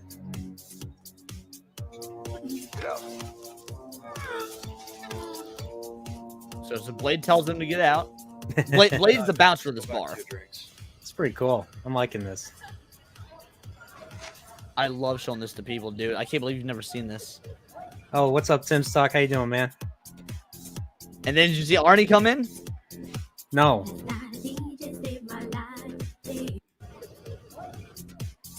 So Arnie just walked into the bar. Yes. I was just talking to AC about that scene in Terminator. Yep, Jamie Foxx and Collateral. Yep. Was this tech noir now? So, yep.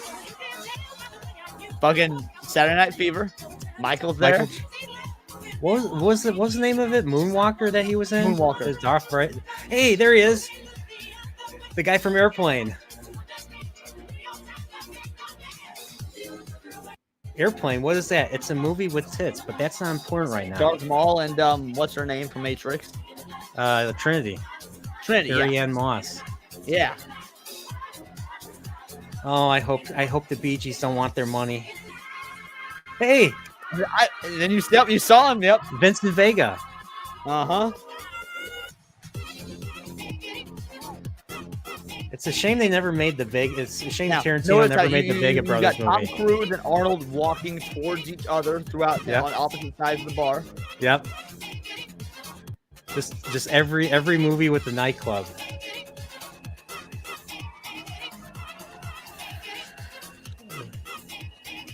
Oh, this is gonna be awesome. He's gonna shoot Tony Montana.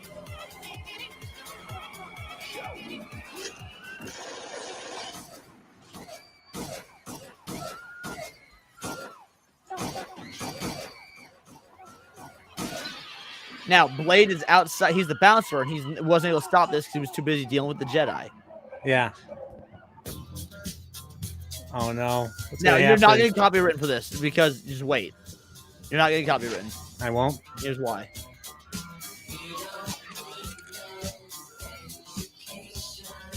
John Wick. Pink Floyd now wants their money. John But Wick. it's a mashup. Oh, Yeah, that's true. Terminator took out John Wick. Yeah. Neo said, whoa. Moonwalker, Michael was just taken down. Pinhead laughing. Blade trying to rush back because shit's going down. The Stormtrooper's stormtrooper. There was a got stormtrooper. Where's RoboCop? Vincent Vega just got taken Vincent out. Vega in the toilet. Where's RoboCop?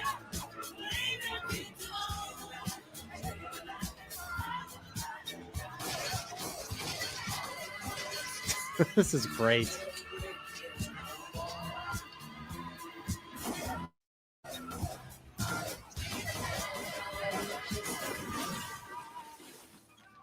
That's awesome. Yeah, this is sad. Oh, I never forget that ending. Carlito's Way.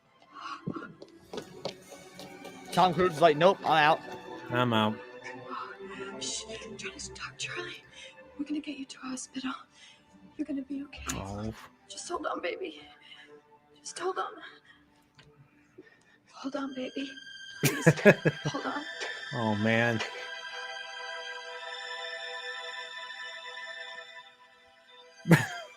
Oh yeah, he had a picture of Serpico. That's Serpico. That is hilarious. Uh-oh.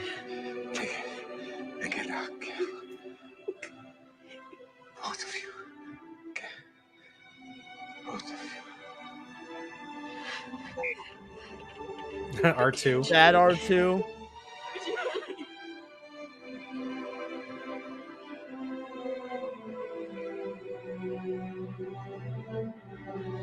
This got 7 million views.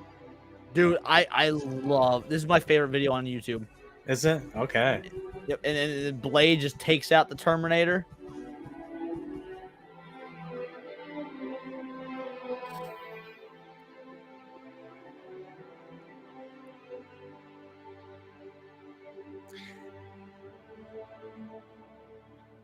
I didn't see And then that's it. that was that was I did not expect that. I did not expect Was that not awesome that though? that was awesome. I mean, I had a smile on my face the whole time. Tim Talk says I'm gonna tell my kids this is the This was Avengers. the Avengers. Yeah. You might as well. I mean, these are the best greatest of all time. There's 2 sequels to it which are good, but they're not quite as good. So like you can watch the first and be fine. If you want the extras, watch 2 and 3 on your own time. But the amount of work that video had to take to make, I can't wrap my noggin around. That's I neither can I. I'm just curious how I don't know how he put it all together like that. It's mind-boggling. But any final thoughts on Re-Animator? Yeah, actually, if you haven't seen Re-Animator, I do recommend watching it because it does several things right. It asks some interesting questions. It will give you an appreciation for practical effects. And also is just a kind of good throwback to we romanticize the 80s. Everyone talks about, Indiana Jones, Evil Dead, Ghostbusters. Look, there were times when movies in the 80s were shit. Most movies are shit in general, whether it be the 80s, the 90s, the 70s. Yeah. Most movies are bad. The ones that we remember are the good ones, and we romanticize them thinking that, oh, the 80s was all good because look at all these great films.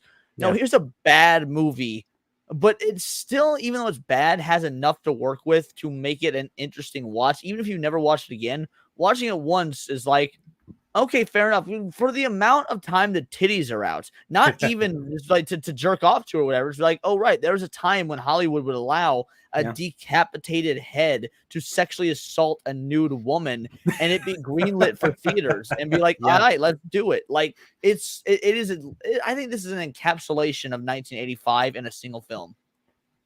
Yeah, I'm totally with you on that. I love Jeffrey Combs as an actor. I think he's extremely underrated. I liked him in this role. I think he's really good at playing villains. And his character was very, very fascinating, very interesting, very I just like he held the movie together for me because he was the one that was just driving the story going forward and everything. So I did like the actor that played Dan when he was on screen as well. But yes, Jeffrey Combs did. He's the one that pulls Dan into this bad situation. Like he just turned Dan's life completely upside down. Girlfriend's dead. His mentor's dead. The dean of his school's dead, and everybody around him's dead because of a school that he got kicked out of by said dean because Dean is an asshole. Yeah, I guess he didn't get kicked out, but his loan got rescinded, which means he can't. His life got ruined, and I think he comes back in the follow-ups. There's apparently a couple of sequels that they did down the line. So, yeah, it's Re-Animator 2, Electric Boogaloo. Yeah, and then I think they did one in 2003, like after Deep Space Nine ended. So, Jeffrey Combs. Did Combs come back? Yes. Holy shit, that's so cool. I need to as much as I've said the first one's not really that good, but I enjoyed it. Mm-hmm. I kind of want to check out the sequels. So, you know what I do want to see after this? So, Stuart Gordon directed this one. He made a movie based off of another H.P. Lovecraft story that came out the following year with the same, with Jeffrey Combs and with the same woman. It's called what the hell is it called? It's called From Beyond. And that's the one that I wanted to see. That's the one that gets really into body horror like crazy and everything. I have the entire HP Lovecraft collection as one book on Audible. It's like a 53 fucking hour audiobook. I have not listened to it yet because I love Lovecraft, what I've read, but I will admittedly say I've not read a lot of him. I've read maybe 6-7 stories. The dude had hundreds. Yes. So what I've read from Lovecraft, I love. I can't wait to get into the audiobook, but there is rumors. It's been reported off and on for like the last half decade that Guillermo del Toro is working on a At the Mountain of Madness adaptation. Mm-hmm. I feel like if anyone could do it, it would be him. Yeah. So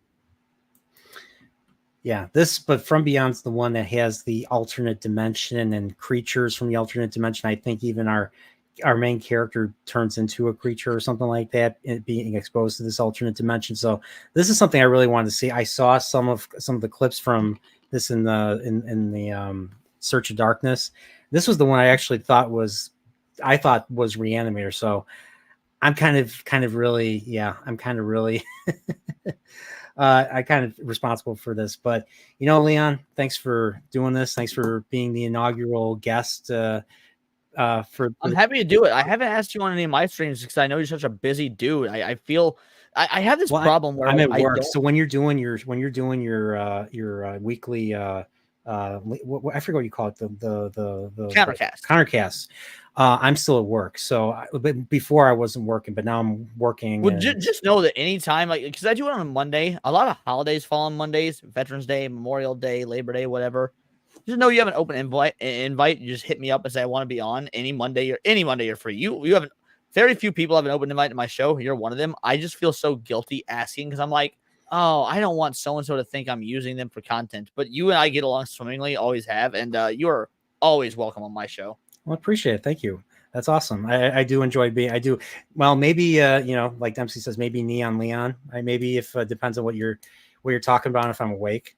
So the way Neon Leon works, in case you don't know, because like obviously, I don't know what time you go to bed. So Neon Leon doesn't even start till midnight our time. Yeah. And then at the 2-hour mark, if we've hit the tier 1 goal, I just bring on the people that have donated, and then if there's people left over that haven't donated, I just start bringing them on as well. Basically, I get a panel together of just the people watching because I feel like it's more intimate and whatnot, and we just shoot the shit. There's no rhyme or reason. We can be talking about woke video games, we could be talking about multifaceted realities, or we could be talking about movies. There's no rhyme or reason to what gets talked about once the panel portion starts. If we hit goal, if you're awake at 2 a.m. and want to come on, you're more than welcome. I just don't find that to probably be the case for you, but I could be wrong.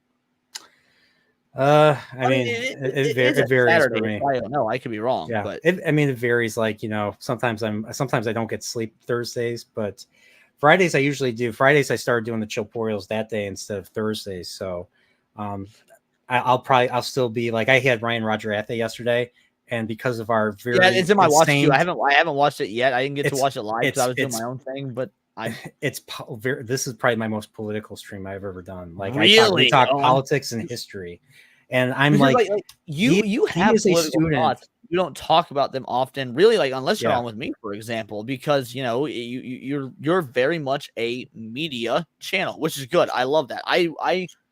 I'm glad not everyone who, like me, you, Dempsey, Hypnotic, which I've never seen before, but like Hypnotic falls in that space. A bunch of individuals don't, or all we talk about is how politics bleed into pop culture. You don't focus on that at all. You just fucking talk about the pop culture. I will talk about politics when, especially if I talk about a movie or a show that is very political in nature. Like, for instance, The Wire is very political in nature. Right.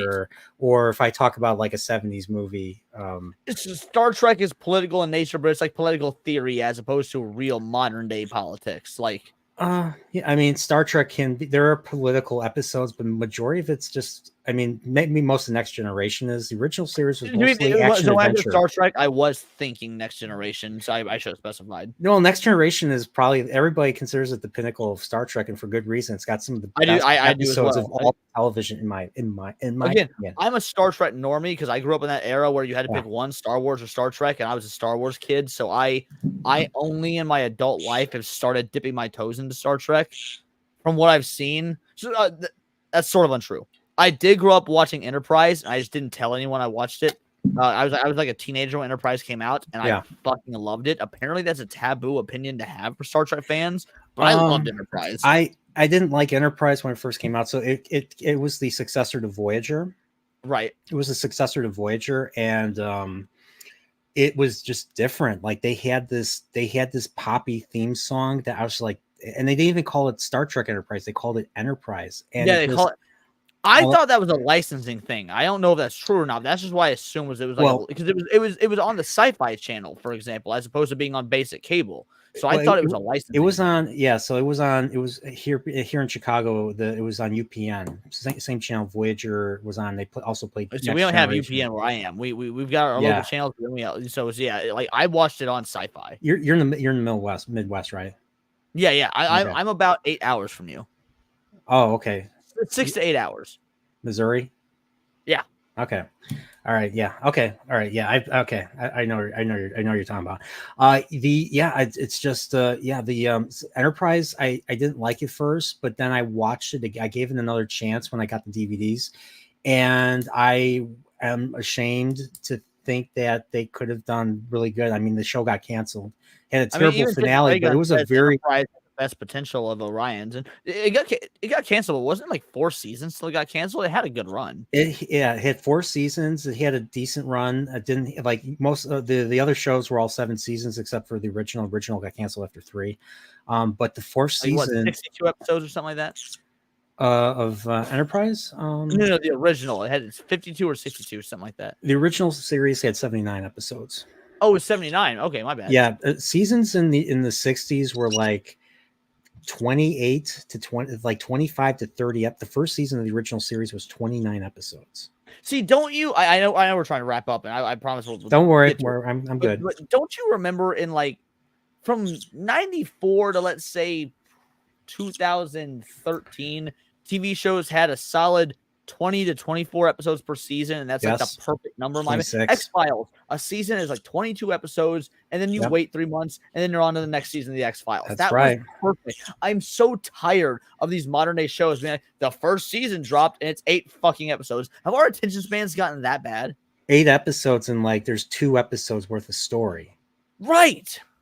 I'm like, are you guys like what? Like it's like the art of writing has not passed down from the baby boomers who made the Next Generation, or even before then the silent generation before that made the original series.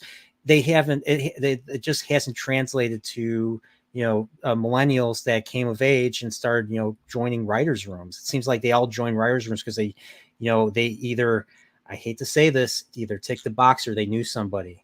And they weren't, and in my opinion, weren't nepotism qualified. has always been a thing in Hollywood. So the knowing somebody part is 100% true. And then tick a box.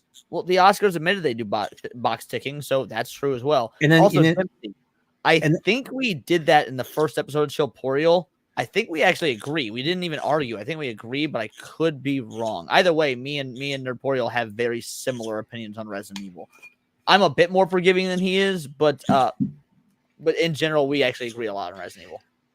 By the way, did you like how I used the police station theme from Resident Evil 2 as my intro for so I serial caught horror? that.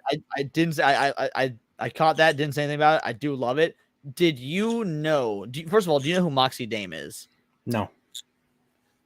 Moxie Dame is a content creator that's sort of in our space. She's more in LawTube, but since LawTube does cover a lot of what we cover, she has sort of found her way in our. Now, her and I started a true crime show called That Crime of the Month. Okay. Because the joke is I'm trans, and we're both girls, that time of the month, that sort of thing. And actually, starting in October, we're taking it to we've only had 1 episode so far. We're taking it to twice a month because there's just so much true crime to cover. And I love covering true crime. But I'm going to pull up real quick before we go the first episode we did, I'll just turn on the intro because I want you to see, because I made the intro for that crime of the month, and I want to see a reaction to the first 30 50 seconds, something like that. So let me find it real quick and I will share my screen. Okay.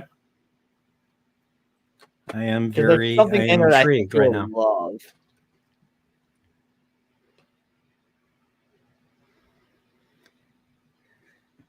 Dempsey says Moxie Dame is a hot 40-year-old redhead chick Dude, who's as no, smart she's as a not whip. 40, she's 29. Moxie Dame is fucking gorgeous. And I mean that as a friend. Like, you ever had that friend you can just look at and be like, God, I've got a hot friend. Male or female. That's fine. Moxie is amazing. But no, I love this bitch. So here's the intro I made. All right, let's take a look. Watch the whole episode if you want, if you're interested in true crime. But I actually am. The volume down. Sorry, continue. You actually what? I actually do like true crime. I've done, like, I've read up on serial killers and missing persons and stuff. That stuff just gives me the heebie-jeebies, and I love it. Star Wars Moment Purist. Since you're here, I'll let you know. We spend the vast majority of the time talking about other movies. We just sort of started shooting the shit and it never ended. But yes, this was a fun movie. Yeah, so our true crime show, that crime of the month, and our next episode is October 3rd, I think. First Thursday of the month. So here's this intro. Theodore Robert Bundy, you are charged, indictment, 2 counts burglary, 2 counts murder in the first degree, 3 counts attempted murder in the I first gotta learn that effect. That's awesome. I can show you how it was super easy. That was Ted Bundy, right? Yes. The Zac Efron Ted Bundy movie was actually really good. So good. Ramirez, They choose Night Stalker. not to Ramirez, yep. They are morally superior as they so The guy commonly that think, the women but all because wanted. They are imprisoned in a web Mhm. of responsibilities, commitments, beliefs, and sentiments. Richard, and that would render murder an absurd gamble. Well, I or mean, that ritual jawline self-destruction. just brings all the women to him.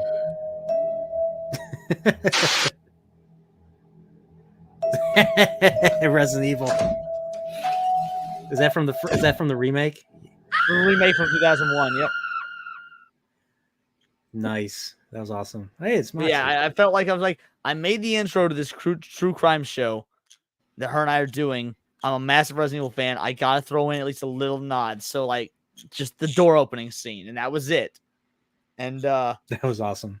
I love that intro because, like, being a true crime fan, I love the interviews with Ted Bundy. Now we're focusing on, like, a lot of modern cases that are breaking now or recently because everyone's done Ted Bundy, everyone's done Richard Ramirez, everyone's done Robert Ng. Like, so we so far, again, we've only had one episode.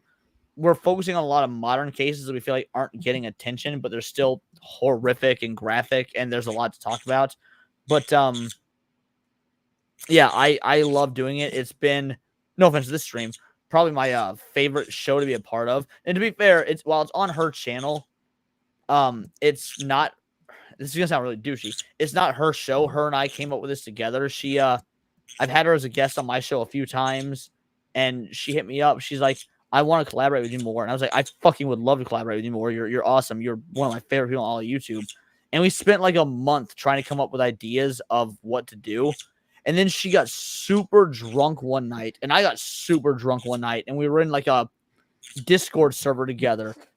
And I drunkenly was like, we love true crime. You're a woman and I'm a wine mom tranny. Let's do true crime. She's like, yeah, let's do it. Let's go. And then 3 or 4 days later, we're back on it. We're on a totally different stream, not even Discord. We're on a different stream. And she's like, and me and Leon are going to start a show together, but we haven't decided about what. And I was like, yeah, we have. It's true crime. And like, it came to my attention. She was so plastered. She didn't remember we had decided on true crime. And it was so great. But no, the point is, Moxie's a fucking sweetheart. Love her to death, and I'm hoping this will take off on her channel and just make her. What's her channel called? I'll subscribe. It's literally Moxie Dame. Moxie Dame. All right. So is it one word or is it 2 words? Moxie Space Dame. She's right. she's got Moxie and she's an old school pinup girl dame. And I'm expecting Dempsey to put the link in the chat. So thanks, Dempsey, ahead of time. So all right. I'll be honest though, this peppermint schnapps did not do a damn thing. I don't know if the alcohol, because I've had this for like a year now, over a year and a half. So I'm my breath is fresh. My breath is fresh, but that's it. Plus, And I probably consume more sugar than I needed to. So because I'm carnivore and do no carb, that's why I only drink vodka. And I had 2 glasses. I'm feeling tipsy, not quite drunk, tipsy. Probably gonna walk to the gas station. how many calories are in vodka? Because I mean, I'm a whiskey. I'm a whiskey kind of guy. If I remember right, it is like 110 calories per Shot. serving. I don't know if a shot is considered a serving, but whatever a serving is. So 2 ounces, maybe. yeah, maybe a few ounces. And so I do shots out of traditional whiskey glasses, and I just sip it the whole night. So like you and I've been doing this for 2 hours. I've probably had 4 shots worth in 2 hours that I've been sipping. So I'm feeling tipsy, but not feeling, like plastered or whatnot. I still have the mental wherewithal to know that, hey, I'm above the legal limit, so don't drive to the gas station, but I'm low enough to know that I can easily make the walk and be fine. Yeah. Well, there's no drunk poriel tonight. So, and by the way, drunk poriel is a myth. Never happened. So, but yeah, man, thanks for doing this. By the way, do it, dude. You're my homie. I love anytime you want me on, just fucking ask. As long as I'm free, I will always say yes. Well, I do want to do Chillporial Part 2. I don't know if we can do the 5-hour stream that we did. So our Chillporial stream is the longest stream ever done in the history of Chillporial. And we can beat that again. Plus, dude, in like a month and a half, not a month and a half, in like 3 weeks, Dragon Ball Daima's coming out. Are you gonna watch it? What is that? Is that a series? Is it that is the follow-up the last, to Super? It is the last anime. They've been very vague on the timeline. They have not actually acknowledged whether it's part of Super or not. Mm-hmm. But it is the Dragon Ball anime that of all Dragon Ball anime, Akira Toriyama himself has been the most invested in. And now that Toriyama is no longer with us, will that be considered a definitive ending? Right when he passed a few months ago, it was done. It just hadn't been released yet. Okay. So it debuts October 11th. I'm going to be watching it. It's going to be airing weekly. It's not a fucking just binge it and whatnot. It airs weekly. I have no idea how many episodes it is or anything, but what's it called again? Dragon Ball Daima, Daima. Okay. Is that Goku? So the story is there's some evil magician that turns the entire cast back into children, and they have to go to the demon realm to undo it. No idea what the demon realm is. No idea if it's going to be good. Nothing. But apparently is a bunch of Toriyama love. He loved the idea. He was involved step by step throughout this whole anime. And maybe we'll do Chillporial 2 after this wraps, because we can talk about this and a myriad of other things. Okay. I mean, I'll be honest. I still have not seen Dragon Ball GT, because this is making me think of GT. A lot of people have been saying that, and so apparently it borrows concepts from GT, but it is not in any way affiliated with GT. And GT is not considered canon, right? The fandom still really argues about that, but so far as it never had a manga, and Super negates a lot of the stuff that we saw in GT. Was Toriyama involved at all with GT, or no? His only involvement in GT was that he gave approval for certain things to happen in the show, and he drew some character concept designs, and that was literally it. He had no involvement in the story, minus saying, yes, this is okay. He had no involvement in the production. He just drew characters and then said, yes, you can do this story-wise. But all the story was written by other people. All right, I'm writing this down. GT is the least he's been involved with an anime ever. So Dragon Ball Daima, October 11th. We don't know how many episodes there's going to be. Do you think it's going to be did they say it's going to be a long show? Or is it going to be a short? Or is it going to be really short? The way it's been, again, this is going off Japanese translations. The way it's been announced is that it is a special series. Now, whether special series means like 12 episodes and done, or we have multiple seasons planned out, but we need to see if it makes money, I honestly don't know. But it is like an event sort of thing. It's a prolonged event for Dragon Ball. Okay. I'll have to. I'm gonna have to reabsorb Dragon Ball. It's been a while since I've watched any of the shows. I think the last show I watched was Super, and this was like 2020. I think 2019. Yeah, super wrapped up in I think 2018 or something. So it's Yeah. been there are that characters final fight was awesome. so I good. won't lie. Characters from Super in this, but no, they've not made it clear where it sits sort of in the timeline because the Super manga kept going. The show ended, but the manga kept going. So there's been no word on where this really sits in the timeline. But basically, Beerus and Whis are in it. Those are the only Super characters we know. But Beerus and Whis are in the show. Yeah, and that's the extent of Super that's been known to the public. Other than that, it is a wholly original story. There's no manga adaptation. It doesn't have to do with the Super manga. Kira Toriyama just wanted to do something zany and wacky, and he was able to get it done before he died. So I'm all in. So this looks pretty good. I'm definitely gonna check it out. The animation quality is gorgeous. I've been waiting for them to come out with the original Dragon Ball series on Blu-ray so I can pick it up and buy it. I have the original Dragon Ball on like DVDs. Yeah, I want nice, crisp Blu-rays. Yeah, same here. I think honestly, if I had to choose between OG Dragon Ball and actually think I like original Dragon Ball more. Now I didn't watch them in order. I watched Dragon Ball Z first, then I watched parts of Super, and then I finally got into original Dragon Ball. I love Goku's arc in Dragon Ball. Like Goku's arc in Dragon Ball. I like Z more, but I feel like Z is more badass. When I grew up, everyone loved Z because that was what came to America first. And they didn't like Super, or they didn't like the original Dragon Ball because it was a comedy instead of an action show. I loved the original Dragon Ball from day one because it debuted after Z. I think Dragon Ball gets a bad rap. I still like Z more, but I think more people need to watch Dragon Ball. And frankly, I tell modern people who have not watched either, watch Dragon Ball first. It's kind of because the manga was never called Dragon Ball Z. The manga is all just Dragon Ball. There was just like, hey, 1 week Goku's marrying Chi-Chi. Comic comes out next week. 5 years have passed. They have a kid now. Like it's just all Dragon Ball in Japan. Yeah. It's not Dragon Ball Z. And so I'm start with Dragon Ball because it is integral to Goku's journey. Mm-hmm. I agree. Man, it makes me want to watch it now. I have so many anime that I haven't even opened up yet. I have so many anime I haven't even opened up yet and watched. Like I still have Lupin the third part one. I still have Lupin the third part one that I still haven't. I love Lupin the third.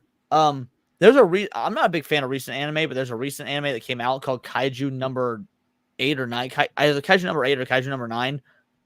It was so good because it reminded me of Dragon Ball. It's equal parts action and comedy, but add the concept of like Godzilla-esque creatures in there. Mm-hmm. So funny. It's only like 12 episodes long because it's only been one season so far. Kaiju number 8. Kaiju number 8.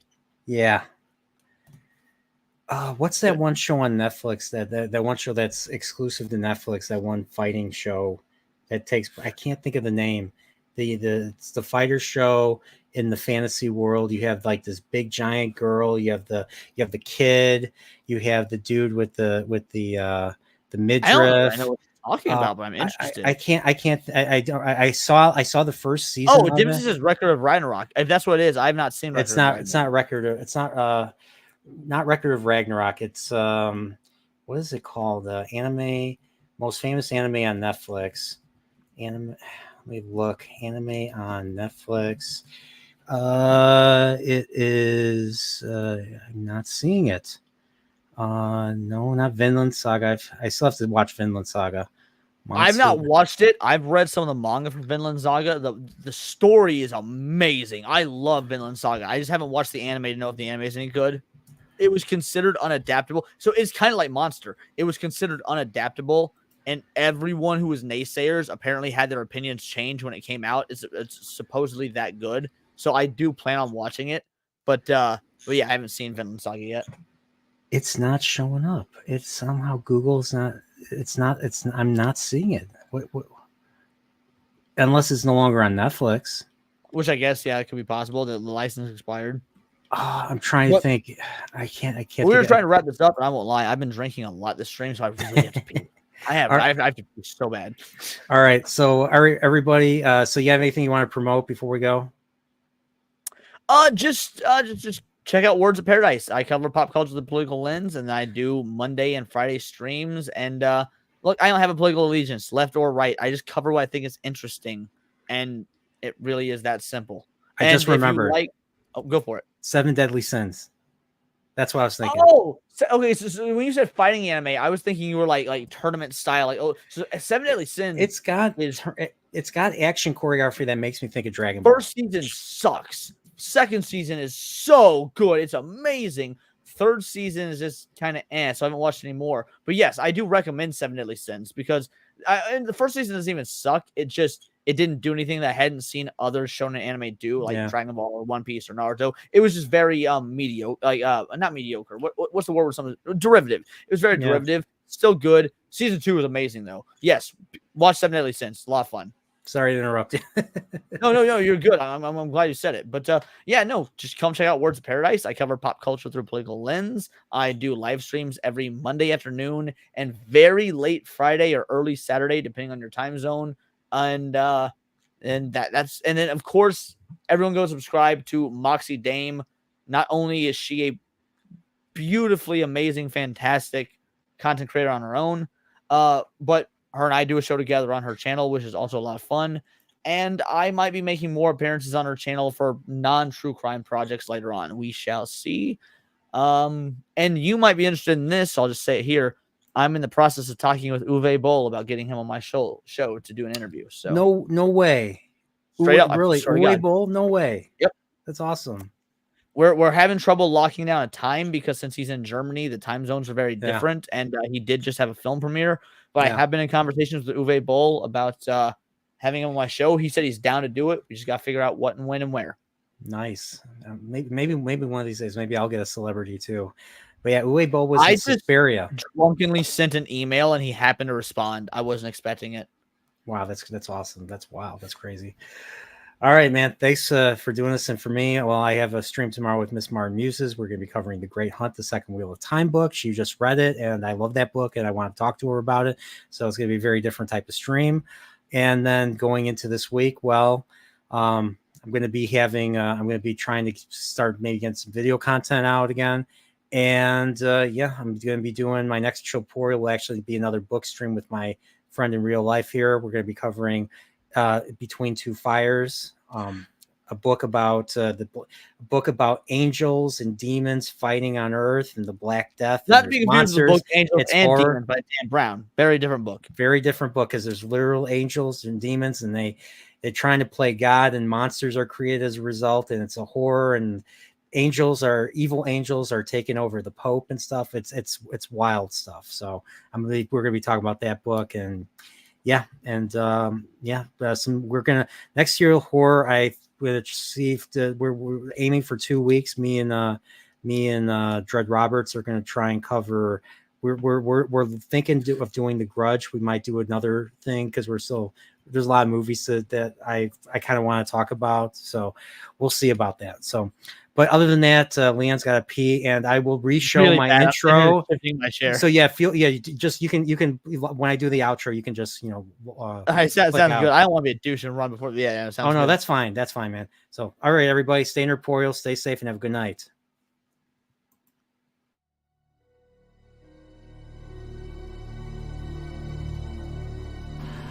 We are approaching that time of year again, a time of great exhilaration.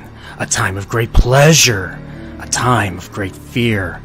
The darker sides of all crave that latter delight from themselves, but even more so, from others. To satiate that hunger, our dark selves take interest in entertainment from tales of the macabre that appeal to our deepest fears as only mortals face. The only way to achieve this is to begin the dark ritual where Brian, the nerdporeal life form himself, and a special guest will discuss a particular tale during this season to ward off pure evil, as well as to entertain and to educate. Proceed at your own peril to the third season of the Serial Horror Chat.